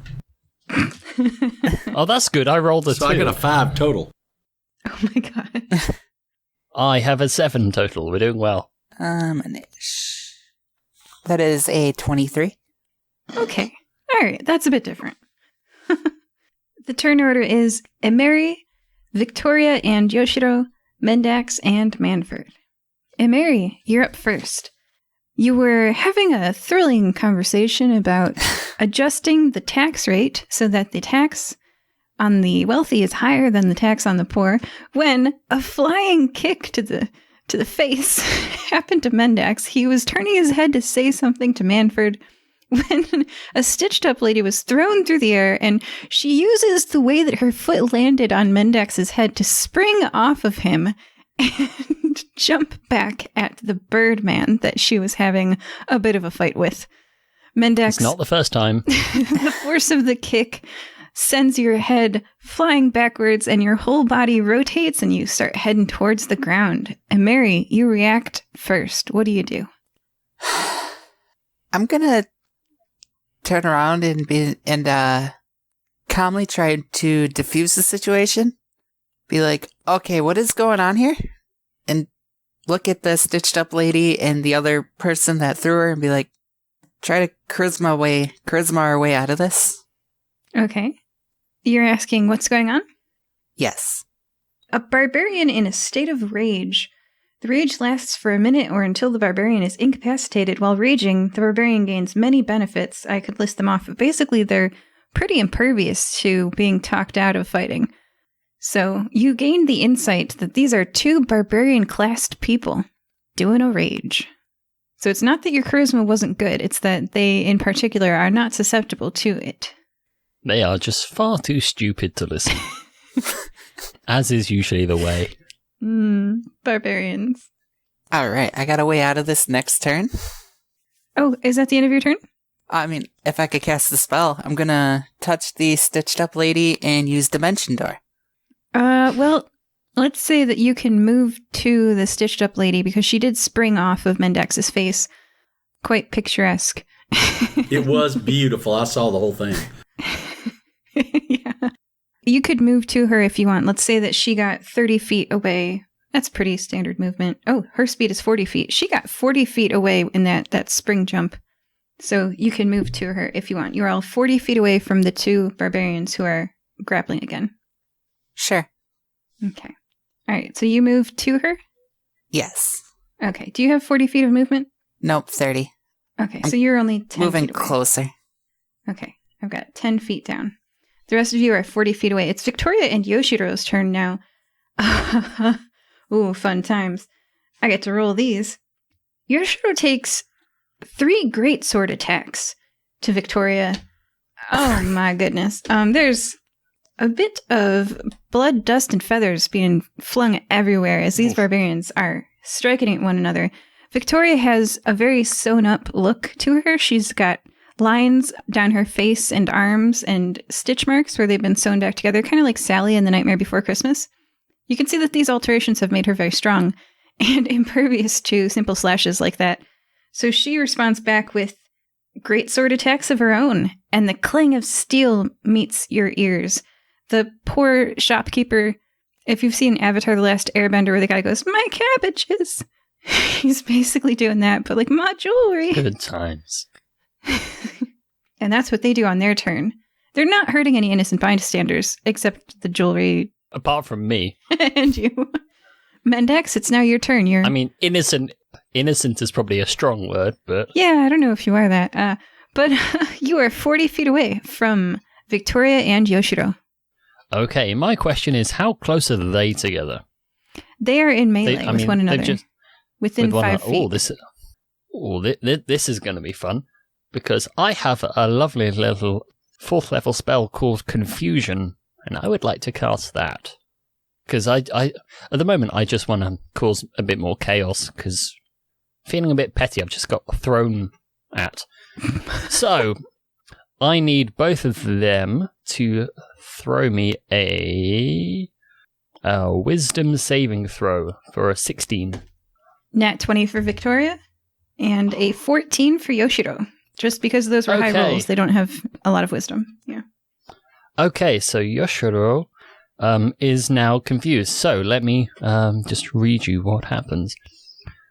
Okay.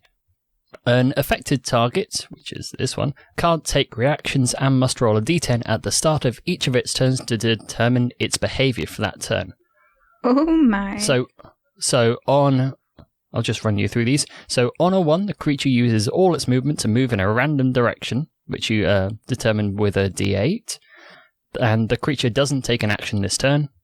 On a 2 to a 6, the creature doesn't move or take actions this turn. On a 7 or 8, the creature uses its action to make a melee attack against a randomly determined creature within its reach. Oh no! The shopkeeper. If there is no creature within its reach, the creature does nothing this turn. And on a 9 or 10, the creature can act and move normally. And when does that confusion end? And at the end of each of its turns, an affected target can make a wisdom saving throw. If it succeeds, this effect ends for that target. Okay, got it. I wrote that down.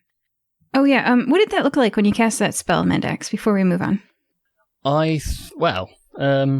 as we know, Mendax has a ukulele. Yeah. Just what I'm grabbing now. And because he's casting confusion, he just kind of closes his eyes and just kind of...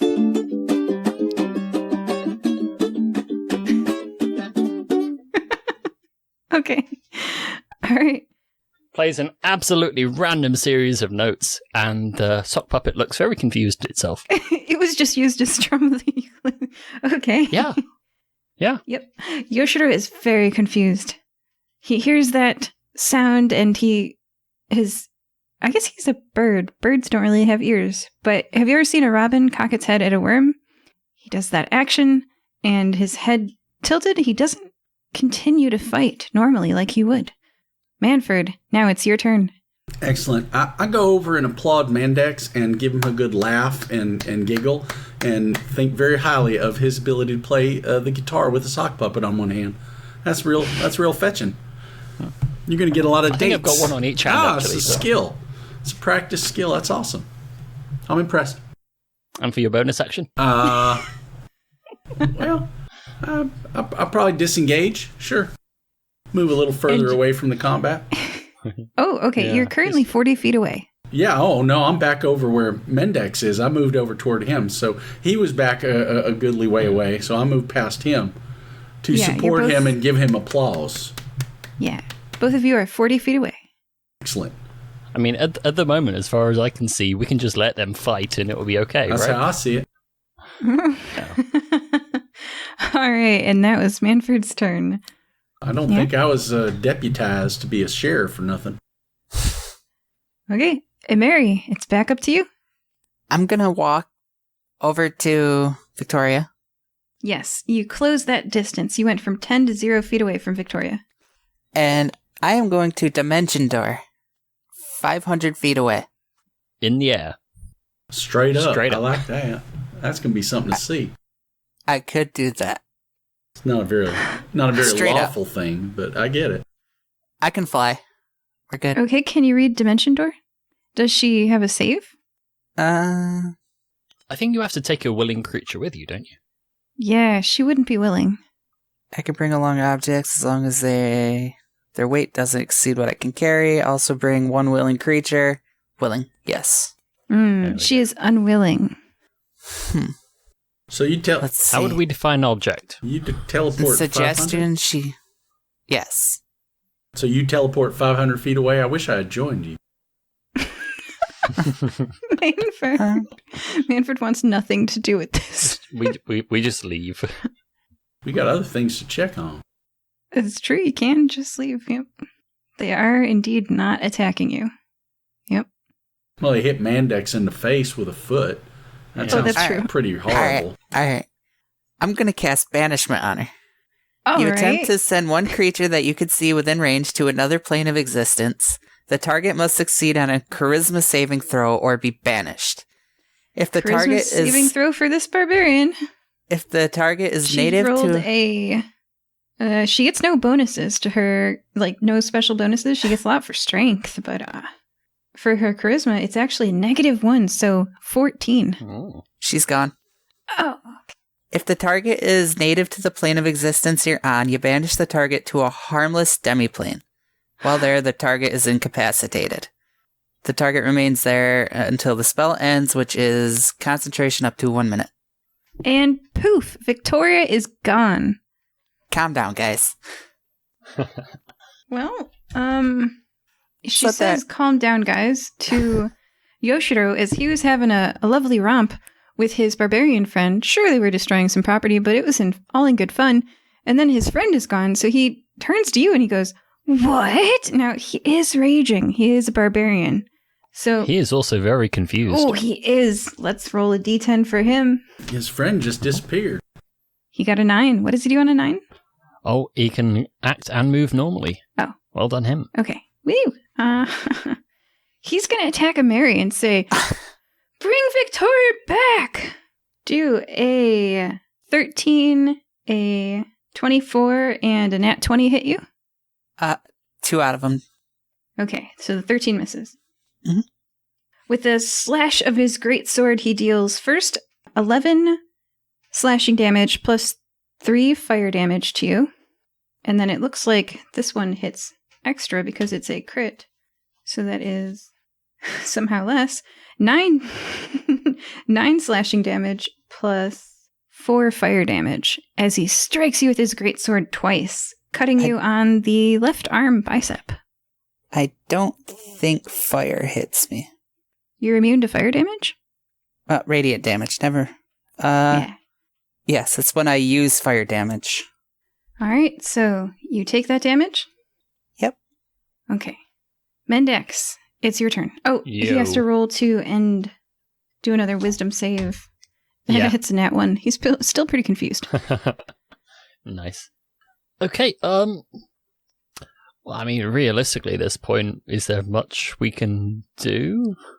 Oh, she needs to make a concentration save. Me? Yeah. Because you got attacked when you were doing a concentration spell. I roll a 16, so. That probably works. I don't really remember how concentration rolls go. Alright, you pass. Is that still my turn? Nope. Mendax's turn. Okay. Oh, I'm just trying to decide on this one because, I mean, one has been transported to a harmless demiplane. The other one is just kind of wiggling around in confusion. Not anymore. Oh no, he's still confused. So he's still confused. Hitting me. Oh, that's true. He hasn't acted confused at all. He's just... It's like Pokemon. Sometimes it works, sometimes it doesn't. So I'm just trying to...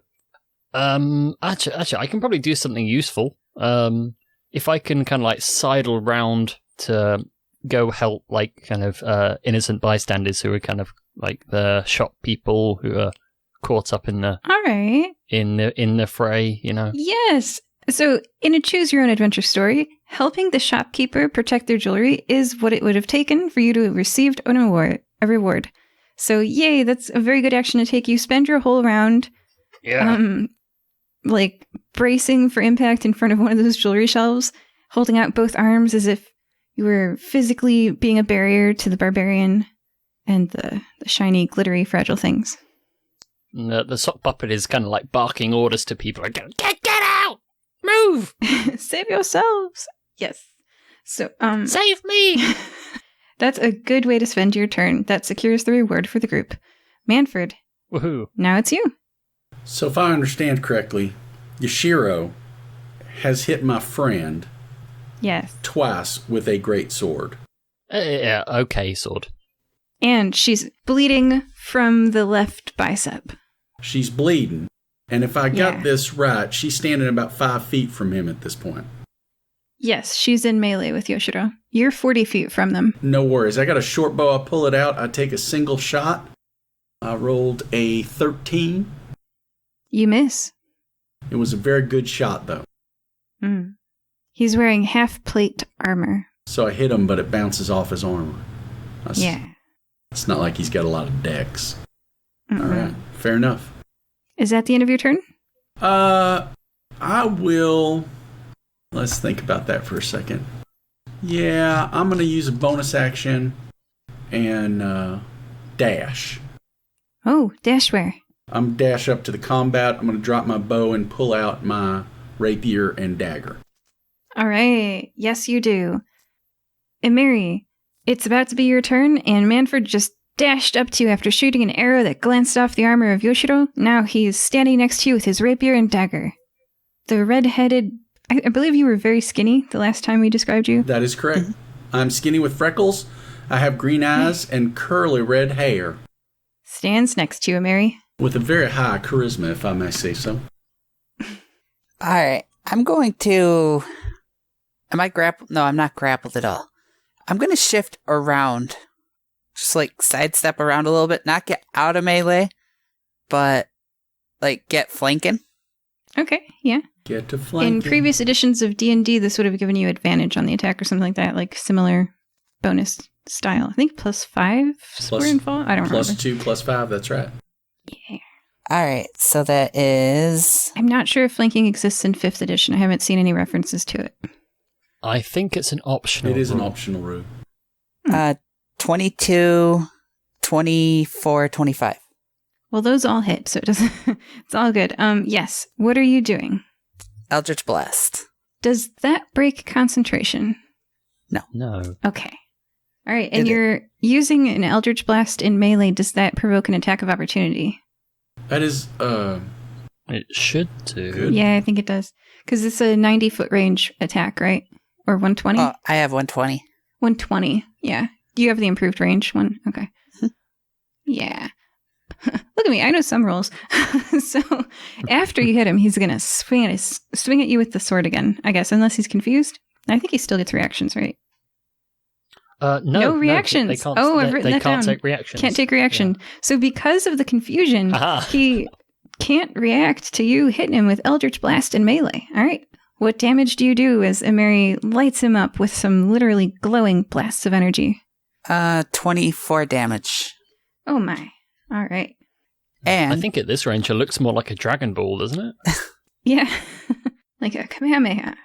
I will use some healing light to recover 11 health. Okay. And as you have just attacked him, and that's one tally for Victoria, so it's a second tally. All right, she's got 8 turns left. Yoshiro is going to take his turn. Roll a d10. He rolls a d10. That's a 0, which is probably a 10. that is a 10. That's a That 10. is a 10. He can go normally again. Oh, Oh, sweet. Well, he's being attacked, so he's going to attack back. And he's loving it. There's a smile on his face. I think he forgets that he's not supposed to do this, and he's just having a ball. He attacks you for 3 attacks. The lowest is an 18 to hit. Do those all hit you? Yes. Okay. And you're going to take... I'm going to use the pre-rolled number because it's better with less math.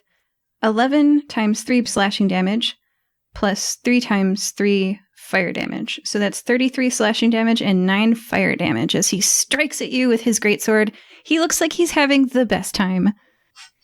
Yeah, so you guys might want to help. I am helping, just not you. And he then is going to try to roll with another nat 1. Oh my gosh, he does not end the confusion, which is fine because it's not affecting him very much.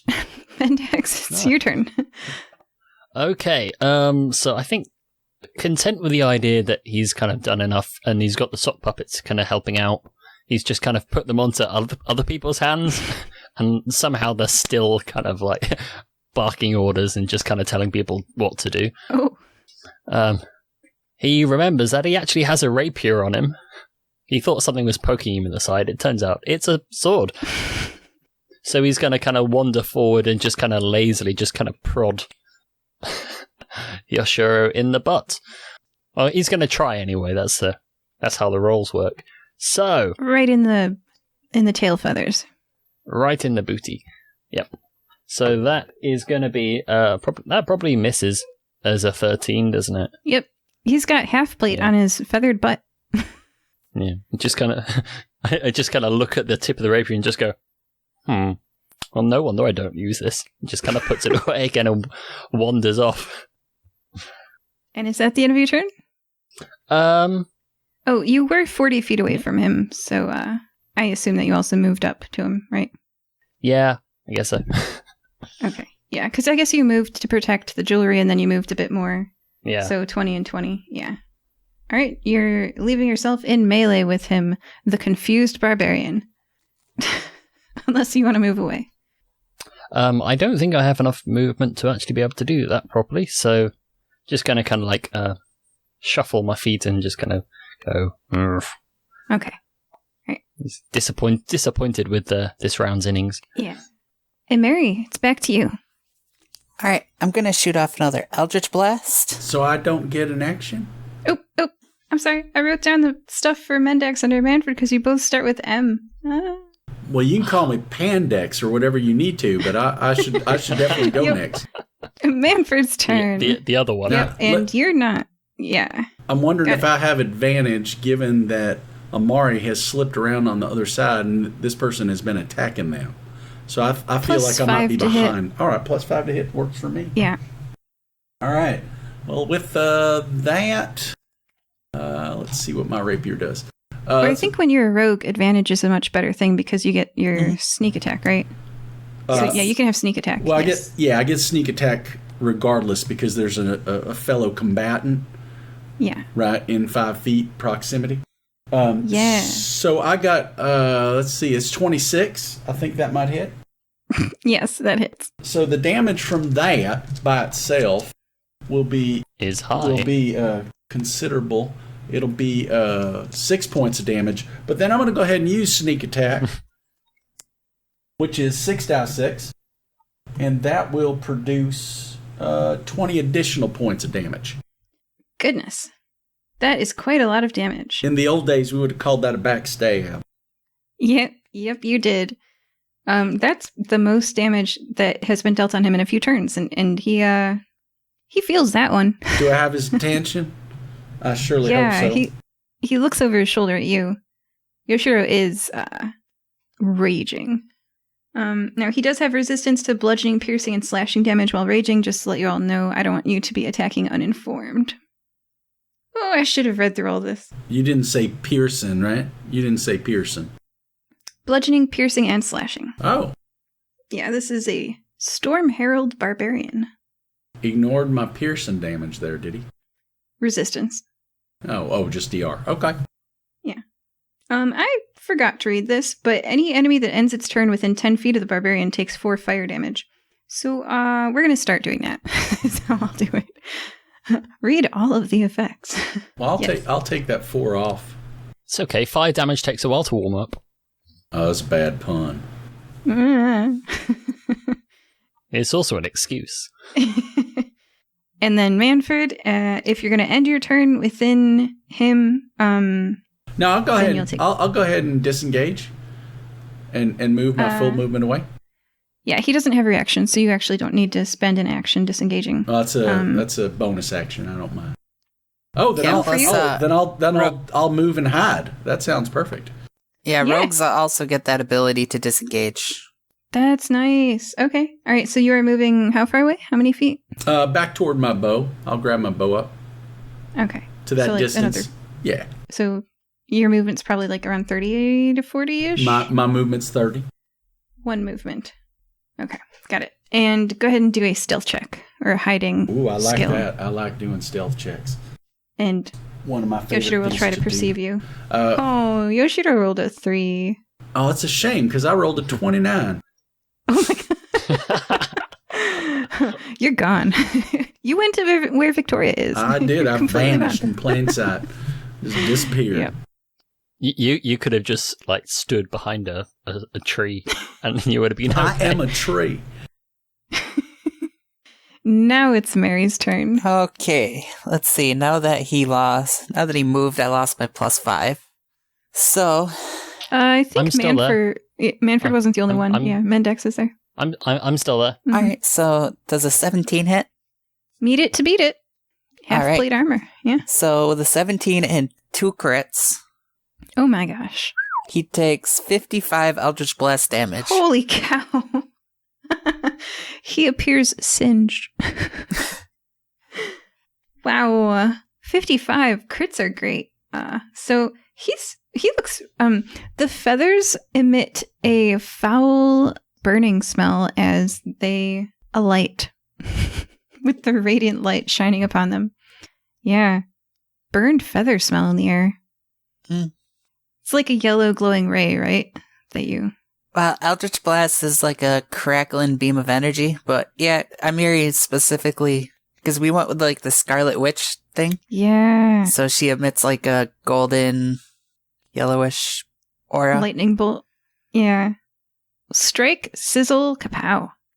And then she's going to use her healing light to get a little bit of health back. Okay. And you are still concentrating on Victoria. She'll take another tally mark, but it sounds like the fight's going to be over before she can get back. She might have cooled down a little in her time incapacitated. That's what I'm hoping. Especially if she comes back to see her dead friend. I guess he will be. All they were doing is having a quick tussle in the street and offended the wrong people. It's Yoshiro's turn. He rolls a 4. What does that do? Okay. Miss. This is for confusion. A 4, just straight up, the creature doesn't move or take actions this turn. He is struck So- so God. Skips his severely that, that crackling bolt of energy just makes him stunned. He stands there for a second. And Mary, it's like you're Coddle's looking out for me. yeah. A question mark appears above his head and he goes, Can they attack themselves in their confusion? I mean, it's... Maybe not. Psyduck would. It depends on how you read some of it. Yeah. And at the end of Yoshiro's turn, with a wisdom save of 7, plus 1 is 8. No. Ooh, Still eight. confused. Still confused. Mendax, it's your turn. It is Mendax's turn. Okay. So what I'm going to do now is cast upon him Dissonant Whispers. So which is a non-concentration spell, so we're good with that. So I'm going to need you to make yet another wisdom saving throw for me. 7. 7, so that fails. Okay, so I'm only casting this at 2nd level because I don't want to overdo it. However, I have just rolled quite high, so that's 17 psychic damage. That's most of its remaining HP. And then we can get this out of the way. Okay, so there's some extra stuff going on. So on a failed save, it takes the psychic damage and must immediately use its reaction if available, which it can't. So we can ignore that because it can't take reactions. So we'll just ignore that half. Usually, it would use its reaction to run away. But he's so confused. He's standing there holding his head. He's far too confused. He can't take reactions. His blue wings are clutched to his red-capped head with that black feather stripe across his eyes, and the Birdman just clutches his head, confused, unable to run away from you because he doesn't know which way is away. No. Yeah. And I would like to move about 10 feet back out of melee range. He doesn't if have a at all reaction, possible. so no attack of opportunity happens to you. Precisely. Is that the end of your turn? I believe so, yeah. Manford, this Birdman looks singed. He's holding his head in confusion. He's slumped down, and he's a little bit less peppy than he was before. You'd say he looks like you could knock him over with a mild breeze. What do you do on your turn? I'm hidden. Oh, and you're muted. Sorry, I'm hidden. So I'm going to go ahead. I'm muted. That shouldn't have happened at all. I'm very sorry to hear that. You hid too well. I did hide too well. I hid from myself. I'm going to go ahead and say at this point, I moved back into range after picking up my short bow. I moved back into range, in melee range, and punch him. Unarmed strike, if you will. I mean, you can just stab him non-lethally. That doesn't sound like a thing, but I'll give that a shot. No. All non-magical attacks can be non-lethal in general D&D, and then in house rules, Firebreathing Kittens, all attacks can be non-lethal. Well, I'm going to... Because, an Eldritch Blast can hit a foot. It doesn't make sense that Eldritch Blast is inherently lethal. Yeah. It's the exit wound where it goes out of the body that kills. I'm going to go ahead and... so I rolled a 12 plus 8... with my rapier to do non-lethal damage, which is a 20. That hits. Assuming I don't have any bonuses, I would imagine I have some bonuses as well, maybe plus 5. That would result in 25. And then I'm going to do surprise attack, and this should end this person's combative nature, because that's 12 points on the initial roll with the rapier. And then as a sneak attack, that's going to result in 22 additional damage. Yes. So it's 30-something? They had 5 hit points. Yeah, so, 34 total points. Okay. Bringing them to negative 31-ish? Math. No, It sounds like it's 29. over their con. That's 29. bad. And Pathfinder. Oh, well, they had 127 hit points, so they're fine. They're not dead. I think in 5th edition you have to It's deal. okay. You non-lethally cut their jugular first. That's right. Took them down quickly. I'm not going to even suggest where you can cut a person and be non-lethal. Don't cut people, kids. So with the rapier, That you deal seems some fair. non-lethal damage. And Yoshiro crumples to the ground in a heap of feathers, singed, stinky, smelling like burned feathers, and very confused and now very unconscious. Manford, you have ended the battle. Dun, dun, dun, dun, dun, dun, dun. I'm going to apply a little medicine to see if I can staunch his bleeding. Oh, yeah, he's stable. Okay. He wasn't in risk of dying. All right, cool. Because of the non-lethal damage. Excellente. Okay, when's Victoria coming back? While I'm staunching his bleeding, I use my sleight of hand to see if he was carrying anything worthy of me profiteering from in this moment of distraction. I will do a straight up luck check to see what this dude is carrying. Yeah, that's a 16. You get a rare level trinket. So if you can find in the book a rare level piece of jewelry or other similarly sized object. Nothing the size of a weapon or like a mount, but like a, He's hiding an entire horse in here. And I rolled a 25 just so any prying eyes that might want to try to see that didn't notice it. Jeweler shop observation check. Nope, not a 25. Yeah, and with the fight over, the shop owner, I had a pre-written thing to read to you, but he's just like, these barbarians fighting in my shop, my precious jewelry. Oh, get them out. And he's disdainful and appalled. It's like, my jewelry. And now, because you guys didn't notice at first, a bit more of the jewelry got smashed than maximally was possible. So the shop owner is going to offer you, as a reward for getting these people out of his shop, a little bit less than the maximum amount. Flipping to it. Why do I have so many pages? 19 pages is too much to write for an adventure. Yes. Okay. So you each receive 1 necklace worth 2,000 gold as a thank you for stopping the barbarians for smashing up their shop. Yay! I'm going to say citrine for Mendax, opal for Manford, and kunzite for Imeri. It's okay, it's just going straight to the gold value for me. I was going to say, I think you make that last one up. I don't think that's a real thing. Kunzite? It's a light pink to lavender colored stone from Afghanistan. Mine is. I want you to show me Afghanistan on that there map. I don't see it. Oh, right. So, hey, you got a picture. Oh, it's very pretty. Yeah. I got an opal turned into gold. That's all I know. Oh, okay. Mm-hmm. The shopkeeper is grateful that you have stopped the assault on their wares and ushers you out because they have to get this all fixed up and they have to get back to business because missing out on festival time is like losing money. You know what else is losing money? Giving away 6,000 gold worth of. Oh, that's not what it costs them to make it. Yeah, but it's still potential income, right? Let's see. It cost them 60 gold because that's the markup on jewelry. We lowered their income bracket, which will help them during tax season. Are you a registered charitable organization? Yeah. Well, they just have less money, right? Yeah, people have described me as a charity case, so... Can I mend some of the jewelry? Yes, you can. Is that a cantrip for you? Yes, it is. You're so nice. He is super grateful. He or she, the shop owner, I forget what their name is. They are super grateful that you're mending. Oh my gosh, that's really nice of you. Wow. You guys saved the day. Without you, this jewelry shop would have been smashed up. It was really, really nice. Glad we could help.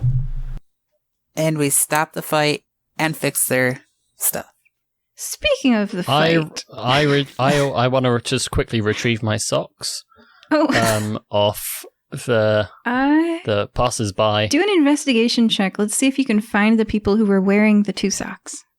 I imagine the sock puppets are still shouting, but okay. 12 plus, what's my investigation? Probably about a 1, I would guess. 2 checks. 2 checks. 2 socks, I guess. Okay. Oh, my investigation plus 2, so I got a 14 and a nat 20. Okay. You recover both socks. Yes. Well done. You have, all of you have an unconscious Yoshiro and a rapidly returning Victoria. What do you do?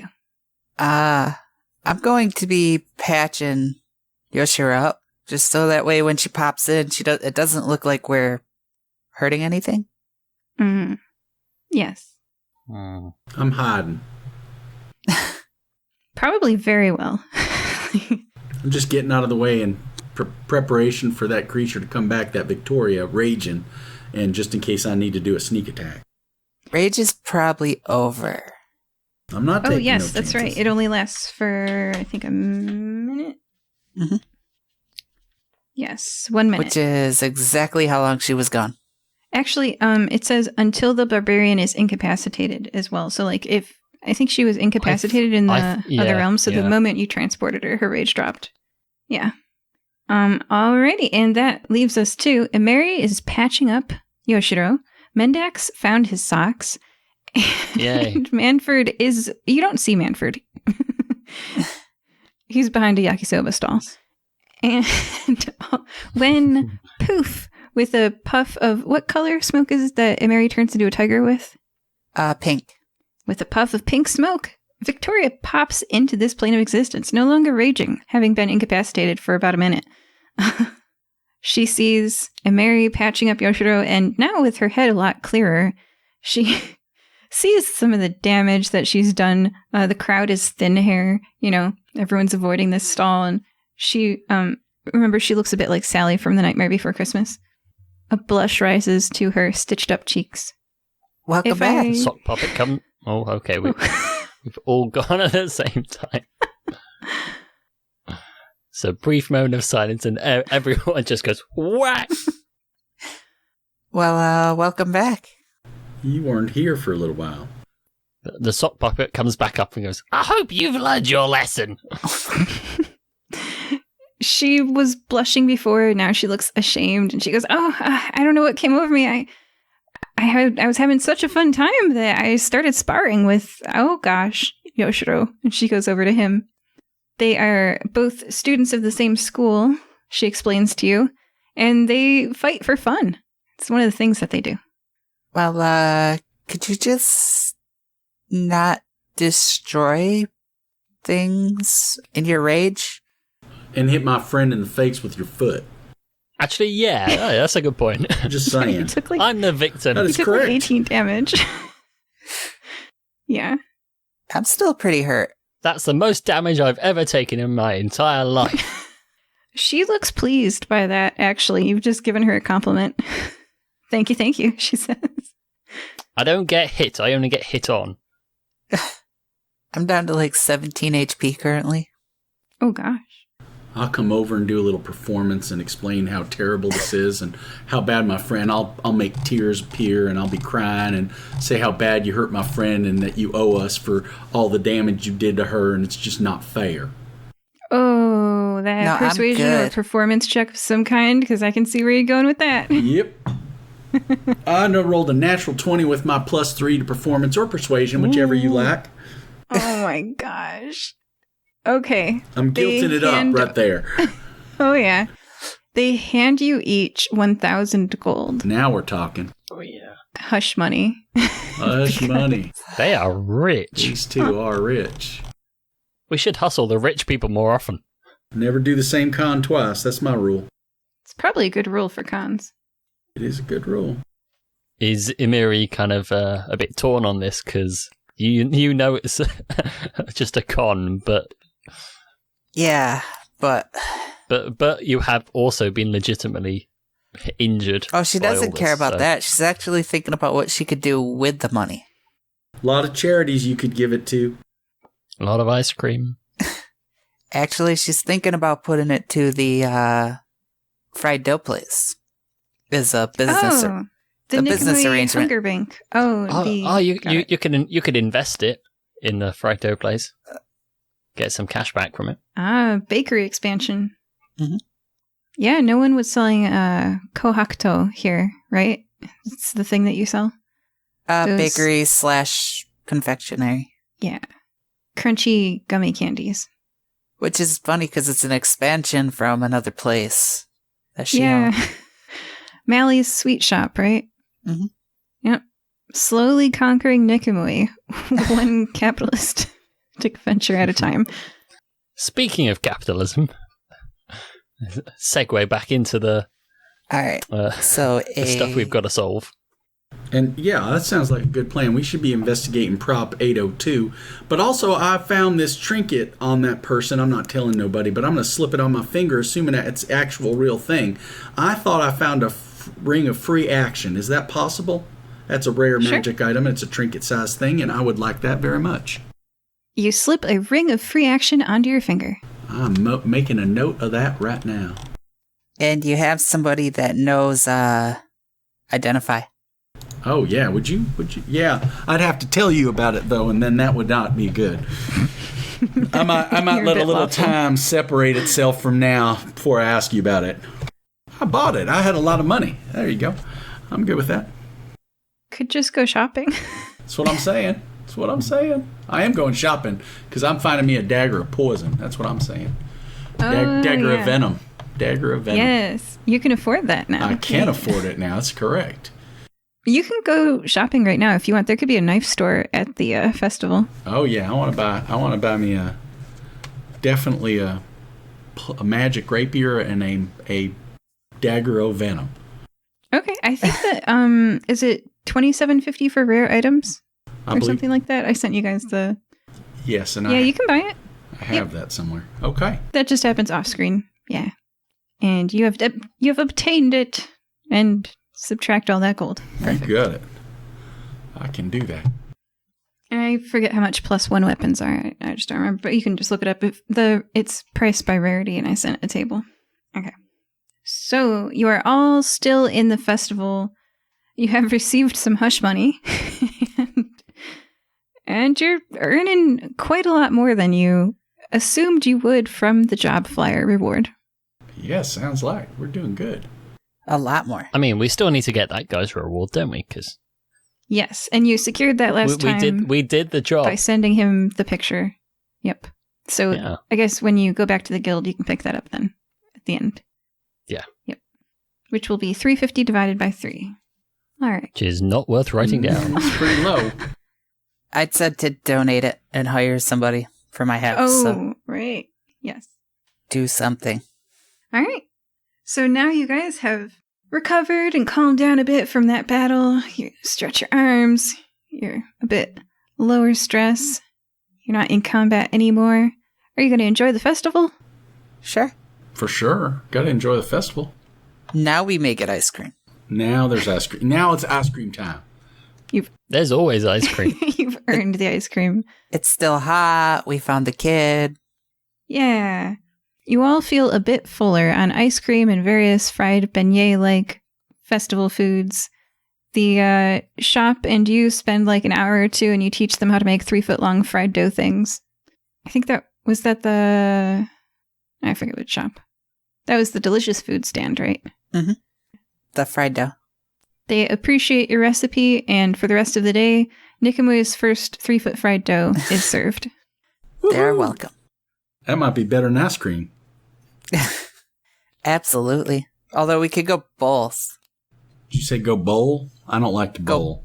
Go bowls. Oh, yeah, we can have ice cream and beignet type stuff. Yeah, a churro. I like that thinking. Or you could get a bowl of ice cream and put hot beignets on them. Now that is a thing I should have thought of before now. I like that thinking. I think fairly soon we're going to have to start solving an obesity problem. That's quite true. I think you're right. It's delicious. Yeah, I think Mendax would spend a little bit of time just kind of doing puppet shows for people. But like they all start off quite, pedestrian and just kind of, Punch and Judy style. Oh, hello, who are you? But then it gets really dark really quickly. Parents cover their children's eyes, gasp a little bit, and steer them away from the puppet show. Okay. How does a puppet bleed so much? Oh my god. Okay. That sounds like a real thing right there. Very real. Yeah.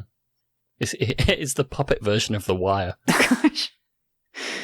It's nominated for several awards. Uh-huh. Okay, so tell me, are you all just going home, or is there anything else that you would like to do? Well, I think out of a sense of responsibility, we should probably, have a look to see why people are so obsessed with this Proposition 802, right? Because I think we should check back in with Gustav Fox and see what his status is. Make sure his son got home okay, and also validate that he is not still obsessed, because his son said he did not always behave like this. Okay. Where do you head?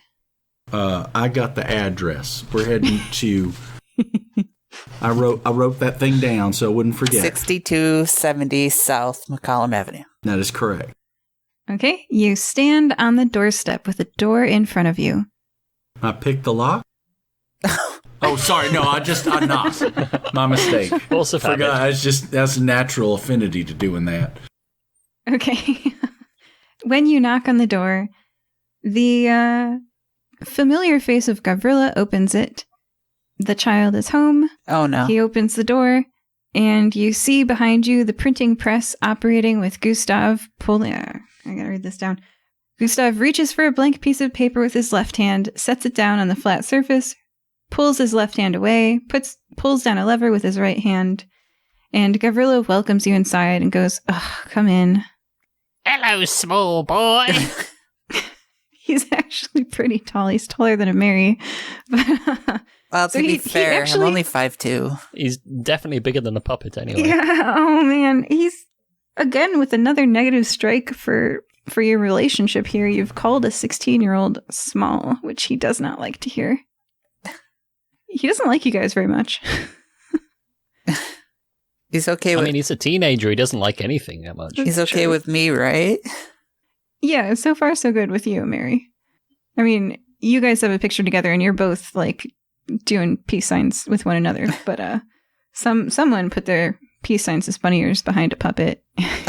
Yeah. The puppet did the same, if it helps. How does that work? You decide.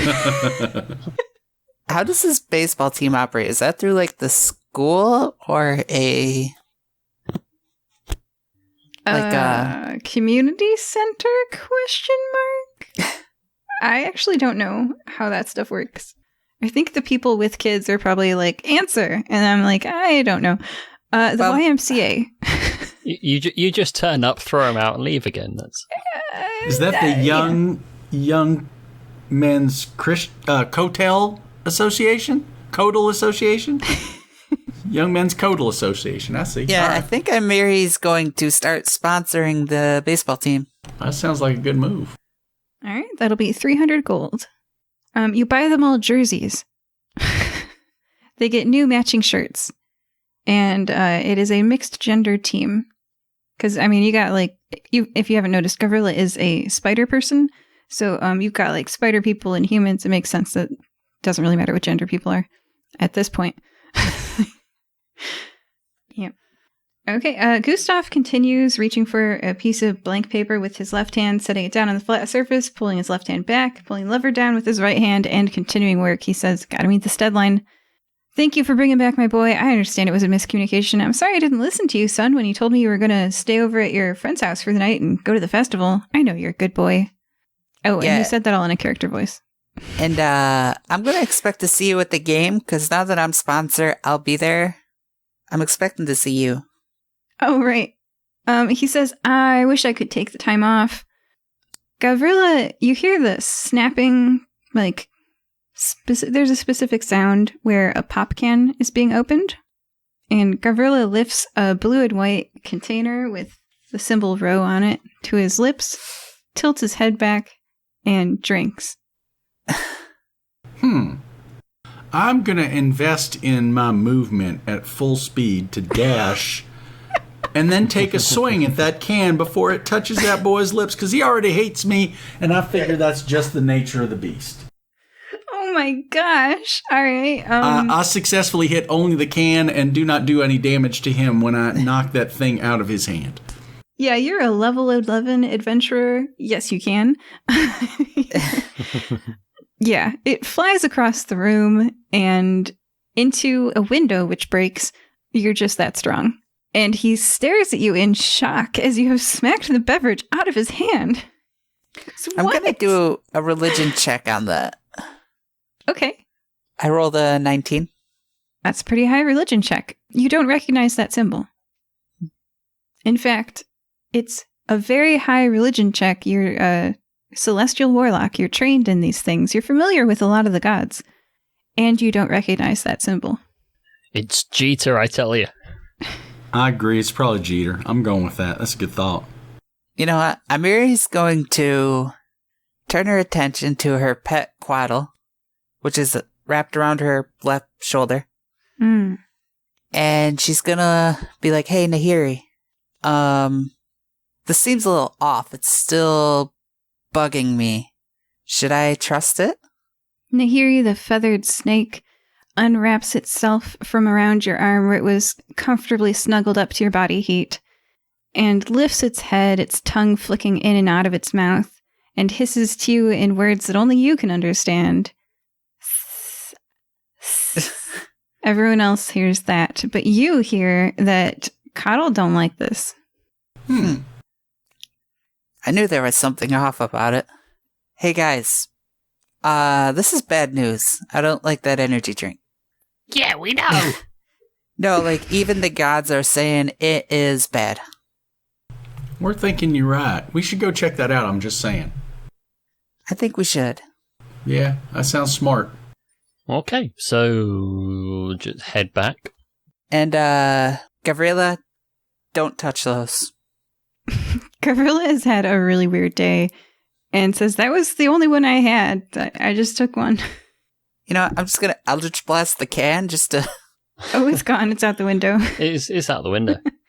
Yeah. It's gone. And then you guys don't know kanji, right? So you don't know what this means? Nope. Perfect, just like your characters.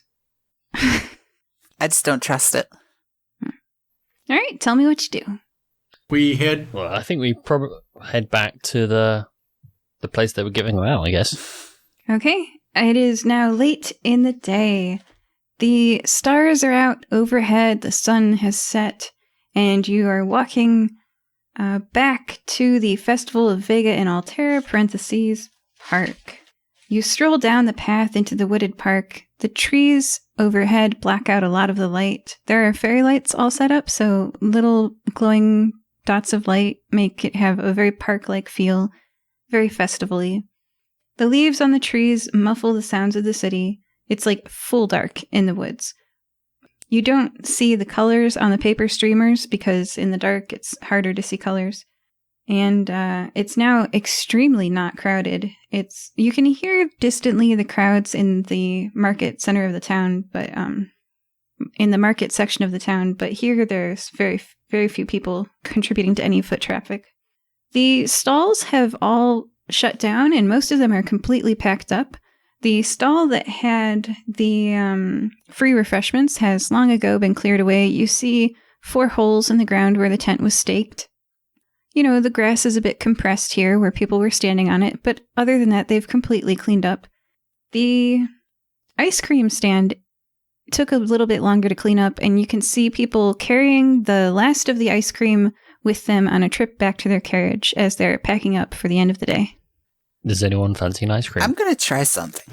I like ice I'm gonna cream. pull out item Imeri got in her last session called the Monocle of the Eye of Truth. Oh, yeah, you did. She's just gonna, like, hold it up to her eye to see if this has anything to do with Loki. The person carrying the bucket of ice cream remains the same person through the lens of truth. How about the bucket of ice cream itself? Is that Loki? actually vanilla. Alright, so we gotta track down these other people. Manford, do you have any ideas? Did we see... I could have sworn we saw somewhere where we saw a temple to row. And I want to say it was on the way to the park. But it might be between the park and the... I can't remember. I know that symbol is from the Temple of Row, and I'm wondering if we should backtrack, try to find where that place is. I'm going to grab the can out of my coat and see if there's like a return address on it. Oh, it's a very good idea. That is a good idea. Because they ought to have like manufacturer's details on, right? Yeah, they have. You see a blue and white can with the symbol Rho on it, which is the 7-stroke kanji. It has on the back of it Join us at a service, Temple of Roe, and it's got an address, which is 351 Court Street. Let's head to 351 Court Street. Maybe. See, you said we shouldn't take these. Well, I got one on me, just saying. I'm just saying, you guys should have listened. Well, we now know where to go, so... That's right. Egg on your face. We got it. We know where to go. Well, we could have tracked them. I think you guys should drink them. I'm just sad that I didn't get you to drink them in this session. I was already eating ice cream. I was a bit full. Yeah. And Mary, what were you saying? Sorry. There was no way I was drinking it. Yeah, I know. No, just water for you, right? It's a whole long rest in one action. No one's tempted? Non-alcoholic. It's non-alcoholic. Anything that's non-alcoholic she'll drink. But this just seems off. Okay. And Nahiri told her no. That's correct. She got advice. So what say we mosey on over to this here temple? I like that thinking. You are on Court Street. Okay. So you're walking down the street and you're keeping an eye out. The numbers are very tight together, so it goes from like 400, 700, 1200, like rapid skips like that, because it's downtown. A lot of these buildings have multiple residences and businesses on multiple stories. So, the most obvious thing here is a cathedral-shaped and sized red brick building that rises up more than 4 stories in the air. 2 bell towers rise on either side of a central arched building. The front of the building has a huge stained glass window over a massive 2-story double set of doors. You said 2-story, correct? The double set of doors is 2 stories tall. But the building then, by default, is 2 stories as well. The building is about 4 stories tall. I mean, more. we could have our sneaky sneak go in and look ahead. I'm going to regret not taking that ring of feather falling. Okay. Yeah, I concur. I will attempt to climb up the side of the building to go to the top, to a window on the 2nd floor and see if I can peer in. If you would like, I can fly. Oh, well, why don't you do that? That sounds smarter. Because you got a better stealth. So I could fly you up to put you in. Oh, well, that'd be great. I'd love to do that. Yes, please. And Alright. Mary lifts Manford into the air, and they fly up just off the street. People gasp and point as you fly up to the stained glass. It's probably not... I was going to say, it's probably not that rare an occurrence, right? You know. Yeah. Given how many birds we've seen that are people birds. Yeah. Yeah. Okay, yeah. I mean, no one's calling the cops on you. And they are elevated to the huge stained glass window that is over the massive 2-story double sets of doors. Perception check to see what you see inside. I rolled a 16. 15. I got a -1. And a Mary. I'm going to. Yeah, you're holding him up. Do you fly me literally, or am I flying on my own? Is it a spell of some sort? Do you make me fly? I got items that give me flight. Oh, I see. With the gift of coddle. I think it's a flying piggyback ride. I Yeah. see. All right, that's interesting. That is 18. Okay, a Mary is a bit more perceptive than Manford. I see. Manford, you see a 2 tables. At one table, there are older people making a puzzle. And at another table, there's 3 older people playing Scrabble.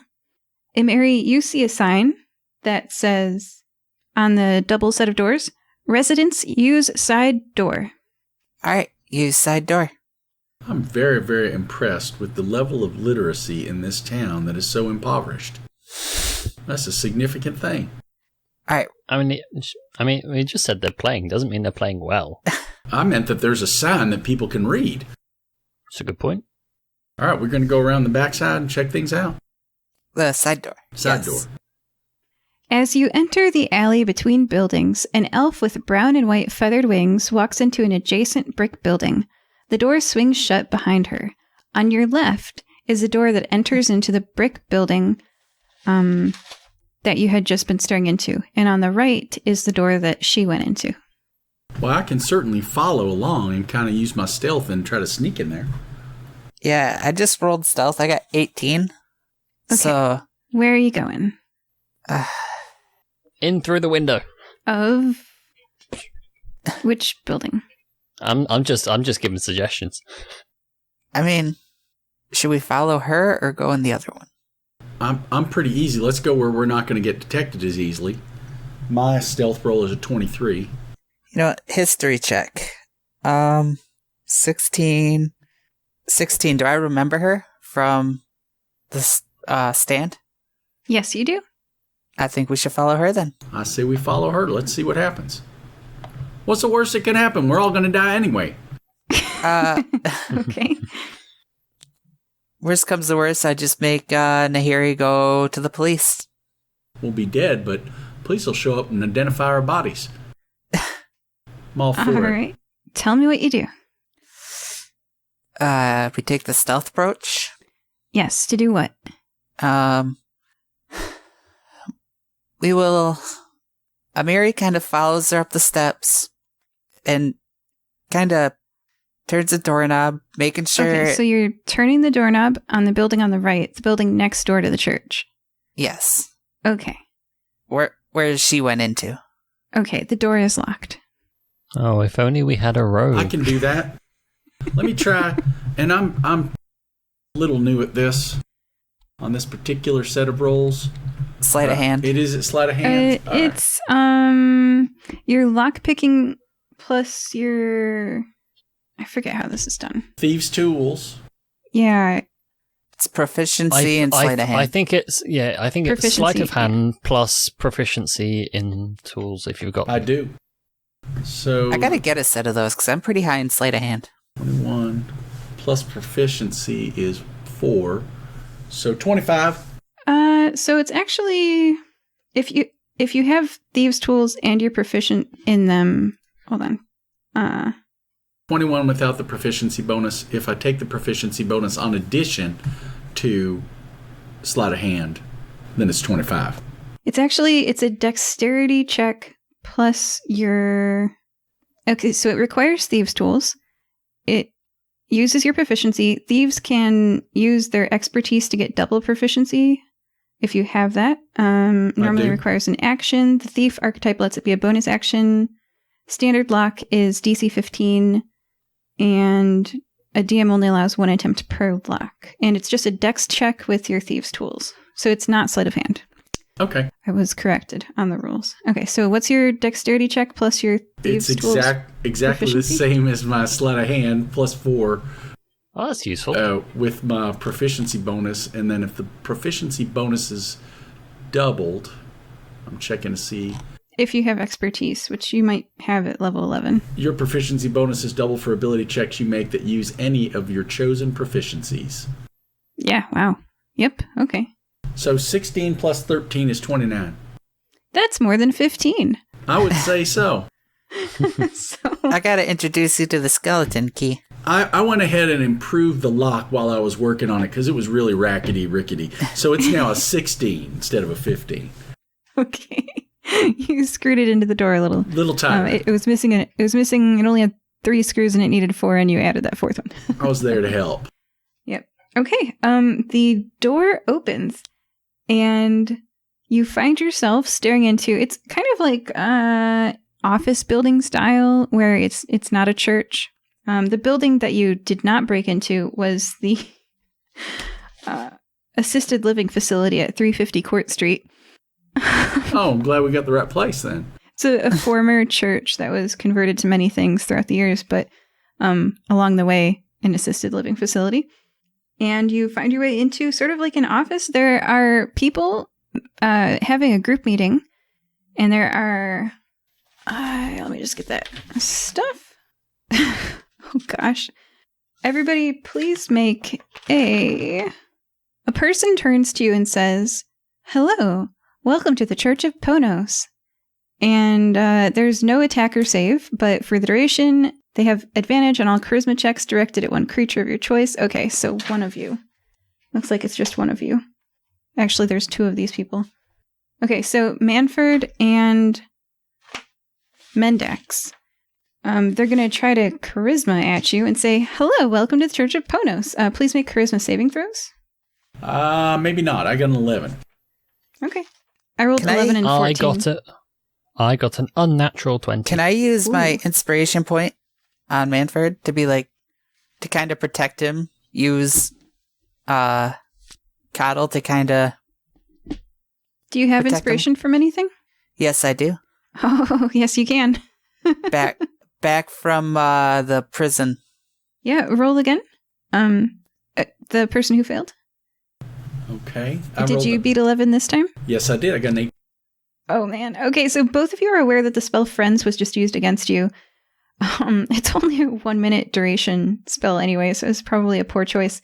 When the spell ends, the creature realizes that you used magic to influence its mood and becomes hostile toward you. A creature prone to violence might attack you. Another creature might seek retribution in other ways, depending on the nature of your interaction with it.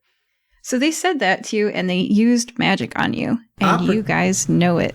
I rolled deception at this point to convince them that I am friended by them. Oh, okay. Roll a deception. Oh, I thought you were going to say we try and indoctrinate them into our church. I got a 16. Yeah, with a 13, they think that Friends worked. They're like, come have a seat. We have cookies. Oh, I love cookies. Thank you so much. Do you have any ice cream or beignets? Big fan. No, but would you like an energy drink? All for the work of Ponos. I would love an energy drink. Thank you so much. They hand you a blue and white bottle with this symbol on it, which is now over here. Okay. I slide it into my backpack and say thank you very much. That is very kind to you. I had one just before I came in here. Oh, so then you are fully healed up and rested. I feel great. I feel great. How are y'all feeling? Okay, so now there are several people that you're talking to. There are 3 chosen cultists, 2 cult orators, and a cult priest. The cult priest, Jasmine Papas, is the elf. She has pointy ears, but also white and brown feathers on her wings. I drop Thieves' Cant and I say very calmly to Amari, I say, have you done a religion check on this Konos guy? I can right now. I do have telepathy. Okay. Oh, well, then I don't even say it out loud. I just think it. Before I even did it with Thieves' Cant, I just thought it. They're 17. We know anything about this Konos guy? Ponos. Ponos. Oh, Ponos is different than Konos. I, too, will roll my knowledge religion with no skill bonus. I just got a 7. Imeri got a 19 earlier. She genuinely has not heard of Ponos. Yeah. Oh, I apologize. I thought it was Ro before. Okay. Oh, that's true. Now you know the god's name. Yes, so you said the god's name. That's why I was doing a new check. Ooh, because that was new information. Yeah, okay. All right, Imeri, now with the god's name, you do know that in history there used to be a god named Ponos who was the god of hard work. People who follow Ponos believe that a person's worth lies in how hard they work. You think that if you had drunk that energy drink, that you would have had to have used all of your short rest and daily abilities before you sleep, or suffer your level number of d6 psychic damage. That's what I figured. I knew it. I knew they were behind that. I think we figured that out. Yep. A person's worth lies in how hard they work, and a person is as valuable as what they can contribute to society, and everyone else is just dead space. Do we know if Ponos is neutral good, neutral evil, neutral, or somewhere on the other dynamics? True neutral, because labor is its own reward. True neutral. Yep.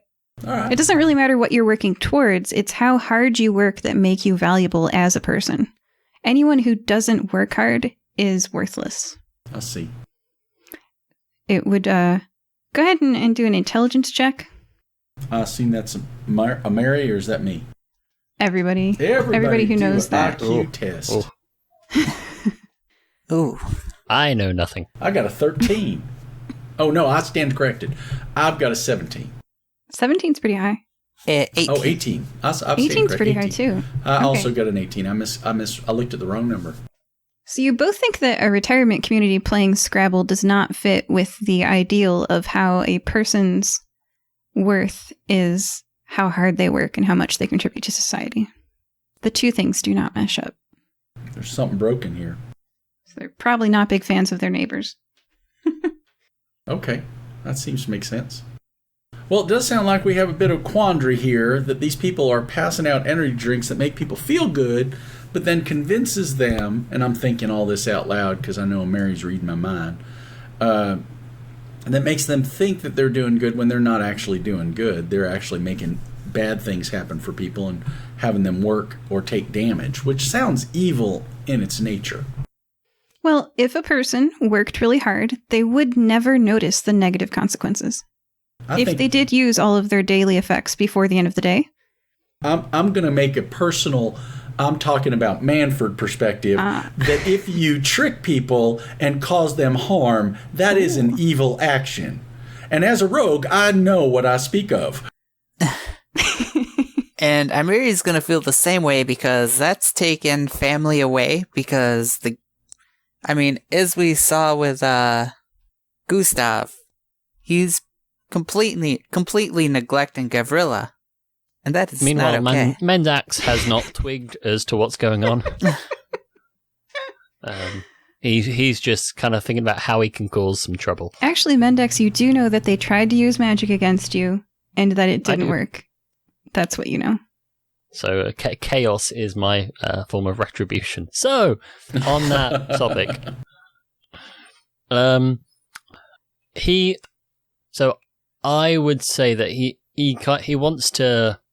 He knows that something shady is going on. Doesn't know what, but feels that he should probably try and kind of like dig deeper, try and find what's going on under. So to that end, I'd like to kind of examine the walls to see if there are any kind of like photos of like corporate people. Okay. Like kind of higher ups who don't work in that office, but people around there would kind of, obey without question. Okay. You see a framed picture of the elf with white and brown wings that says Jasmine Papas, cult priest. Well, no, that's what she is. It says priest of Ponos. I really like the idea that she said cult priest of Konos. That's Pronos. That's funny. That's what a small church is called. No, I agree. I think once you get 100,000 members, you're not a cult anymore. I don't know, some are. Yeah. Ah, God, I wish Moxie were here. But is there anyone that doesn't have wings? Oh, yeah, none of the other people have wings. They look a variety of mixed races, There's an orc, there's an elf, there's a gnome, there's a etc. There's 3 with the stats of chosen cultists and 2 with the stats of cult orator. Okay. Well, so I'm thinking we could run out of here and get the police involved and let them know what is occurring. Because I imagine, like me, they would find this at least an unlawful action. Yeah, Imeri's going to send Nahiri to do that. Okay, excellente. All right, Imeri pushes open the door behind her, and from her arm springs the snake with wings into the air off to the police station. And you're just trying to distract Jasmine, Papas, and friends until the police arrive? Yeah. Okay. What I'm going to do now is kind of excuse myself and just kind of go to the bathroom. Those energy drinks make you gotta pee. Yeah. Oh. Very believable. Mendax is allowed to walk to the bathroom, and one of the chosen cultists will show you where that is. It's an orc. They'll walk you down the hallway to show you where it is. Of course. It's a business-style building. It hasn't yet. They don't have enough money for a cathedral, of course. One day, he says to you. Oh. And then kind of when we get there, I'm like, oh no, I seem to have lost my money pouch. It had about 3,000 gold in it. I must have left it outside. You wouldn't be a dear and go get it for me, would you? Oh god, you're a bard. Yeah, you pass your persuasion check. I'm not even gonna make you roll it. You smile at him, and the wink in your eye makes him feel a little flutter in his heart, and he does. You're alone in this hallway. Excellent. Something I haven't gotten around to doing yet is point out the fact that as I'm a changeling, I can change my appearance. Oh. And I would like to transform into that orc. Okay. So I kind of, I mean, with no one watching, it doesn't really matter, but kind of my kind of skin kind of starts to kind of almost like melt and just kind of bubble, and it just kind of reforms into the shape of this orc. Do your clothes change also? It would be a bad shapeshift if they didn't. So I'm going to go with sure. Sure, your clothes change as well. I think I would have like specially designed kind of clothes just to kind of add a little bit of stretch to them. Yeah, and so the audience sees it's probably a pretty easy special effect to do. You just have the actor. So now the orc in the hallway is you. Yeah, and so I can wander back and just kind of pretend to be this orc to infiltrate a bit more. You can. You have 2 minutes until he stops searching for the wallet and heads back inside. I mean, if he shuts the door behind him, it's locked, right? So yeah, there's a doorstop. Yeah, but is he clever enough to use it? There's a doorstop in between. Yes. I mean, you could always go kick it out. You could. I could do that, yes. I like that idea.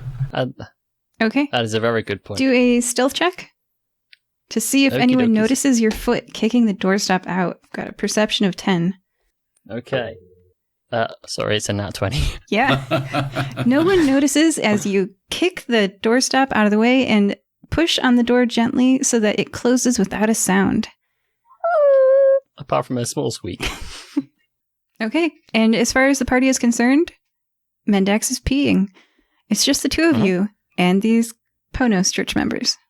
What do you do? Let's say that's 3 minutes past since Nahiri sent the bat signal to the police. A snake signal. Yeah. Yeah. Oh, Slytherin. Yeah, for sure. I like it. All right. I definitely. All right. I'm gonna wander back and just kind of go. Well, how about I show these new guys around? You know, if they're fancying joining our little cult, maybe they'd want a guided tour of the area. Did you say the word cult? If it's a technical term, then yes. It's not a technical term. No. Then I would have obviously said church. Okay. You said church. Okay, yeah, you guys have free reign. I'm going to say that all 7 minutes that were left until the police arrive pass, and then the police arrive. There was a bit of a pounding on the door after 2 minutes, which does leave us with 5 minutes of them trying to search for you, but it's a pretty large building, so I'm going to say that Jasmine Papas and one cult orator are still in that area when the police arrive, and they do knock on the door. The others have wandered away into the building to search for you. During the tour, which I'm improvising as we go, I'm going to kind of mention stuff about ice cream just so they know it's me. Imeri and Manford, do you notice that he's talking about raspberry swirl ice cream? I should hope so. I'm checking right now. My intelligence doesn't suck, so I will say I got a 12. So I'm thinking, yeah, I followed along. I mean, I should mention I do still have the sock puppets on. And our friend over here has extrasensory perception to read people's minds, so I'm thinking you can't fail. Skill set there. Yes.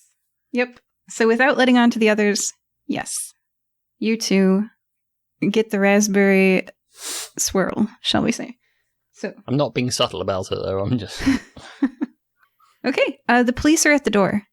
Yes, you summoned us, Firebreathing Kittens? What's going on here? I'll look at our bard to explain this to the police. Oh, gosh. Well, the good news is I'm still disguised as a member of this cult, so I can just drop them all in it. Oh, gosh. It's a confession. Yes, it is.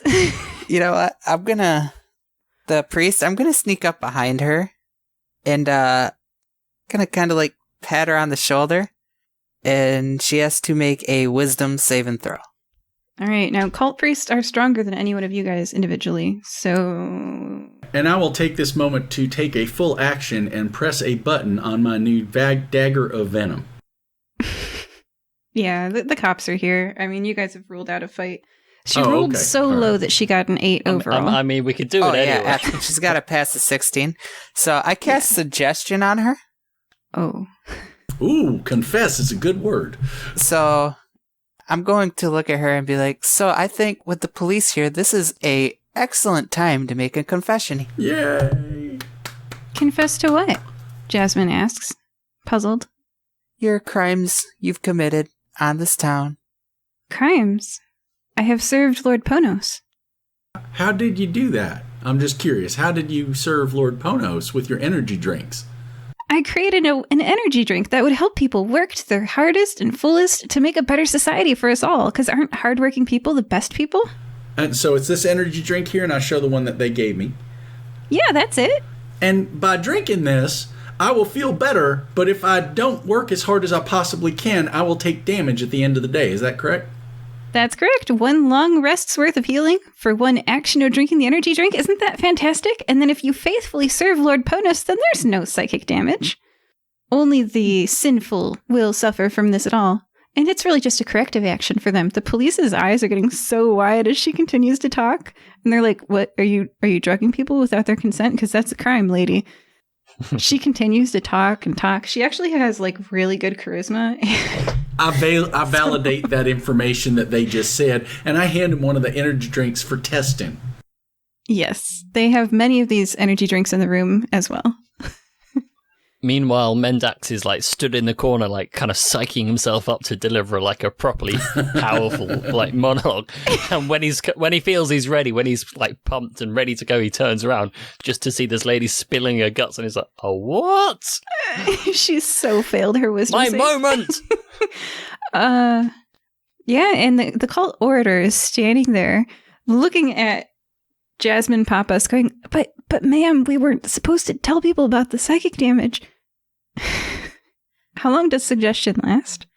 Up to 8 hours. Oh gosh! Oh, yeah. And Oh, she yeah. spills all the beans, all of them. I'll take the moment just to kind of yell out to the rest of the officers, like, "All right, it seems the jig's up, guys. May as well just kind of come clean. Yeah, up to 8 Tell hours. them all the sordid details." All right. So the 3 of the cult members are gonna flee successfully, and 3 of the cult members are going to not flee successfully because 2 of Can you I- are in the room with the police. Can I try to impede one of the cult members that successfully is trying to flee? I'm pretty stealthy. Well, they're in other parts of the building, Oh, so okay. you did Fair let enough. them get And away. mind Okay. you, Imeri is pretty well known with the police because she does have a police contact on McCall. Oh yeah, they're here. Yeah, there's sirens and flashing blue and red lights outside the building. Oh yeah, they came. The horses have those flashing things on. Yep. All right. Well, the police will definitely make them stop giving out psychic damage dealing energy drinks. You have wrapped up a little bit extrajudicial activities of the Church of Ponos. They're allowed to give people energy drinks that will restore 1 full rest in 1 action, but they're not allowed to deal psychic damage to punish people for not using all of their daily and short rest abilities before they sleep. So they And conform to their religion. yeah. So after a bit of a lawsuit, there is a return to the city of Nicomoy as you realize that quite a lot of people were not realizing why they felt the need to work so hard recently.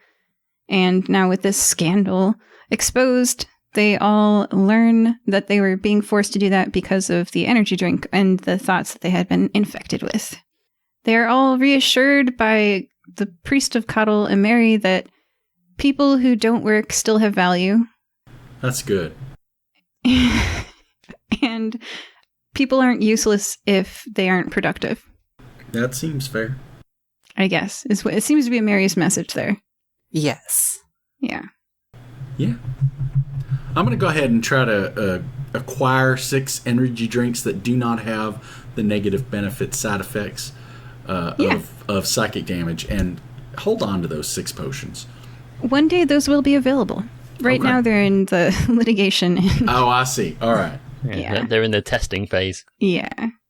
But I'm going to keep hold of my dangerous one just to... Yeah, I'm going to keep 1 too. I had 2 in my backpack. Yeah. I should tell you how to break that curse then. Okay, so Oh, the only excellent. way to get rid... So you actually have 1 long rest in an action if you drink that potion, which is pretty useful. And you have to do a wisdom saving throw 3 hours later. And if you don't pass a DC 15 wisdom saving throw, then you genuinely believe that a person's worth lies in how hard they work. You must use all of your short rest and daily abilities or suffer your level number of D6 psychic damage. The only way to break that is that To get rid of the psychic damage that would happen to you if you didn't use up all of your short rest and daily activities before the end of the day, have the players write or record what their characters did on vacation. It can't be productive. No adventuring characters, just relax. And that's how you break the curse. You have to go on a 2-week vacation. Wow. Genuinely not adventure. Don't earn any gold. Just do something to relax. I know this real nice place out in the woods that we can go frog gigging. That would be good. That'd be very relaxing. We can do that in the future if we ever get caught.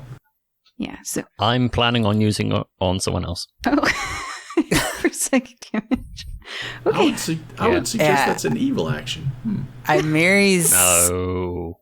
gonna go home and make sure that her family hasn't been drinking this. Are any of you going to share this information with Gustav? Yes, definitely. I'll make that trip back and let his son know that was what was happening. All right, what do you say to Gustav? To Gustav? I want to get the puppet out again. Yeah, of course. You definitely got to do that.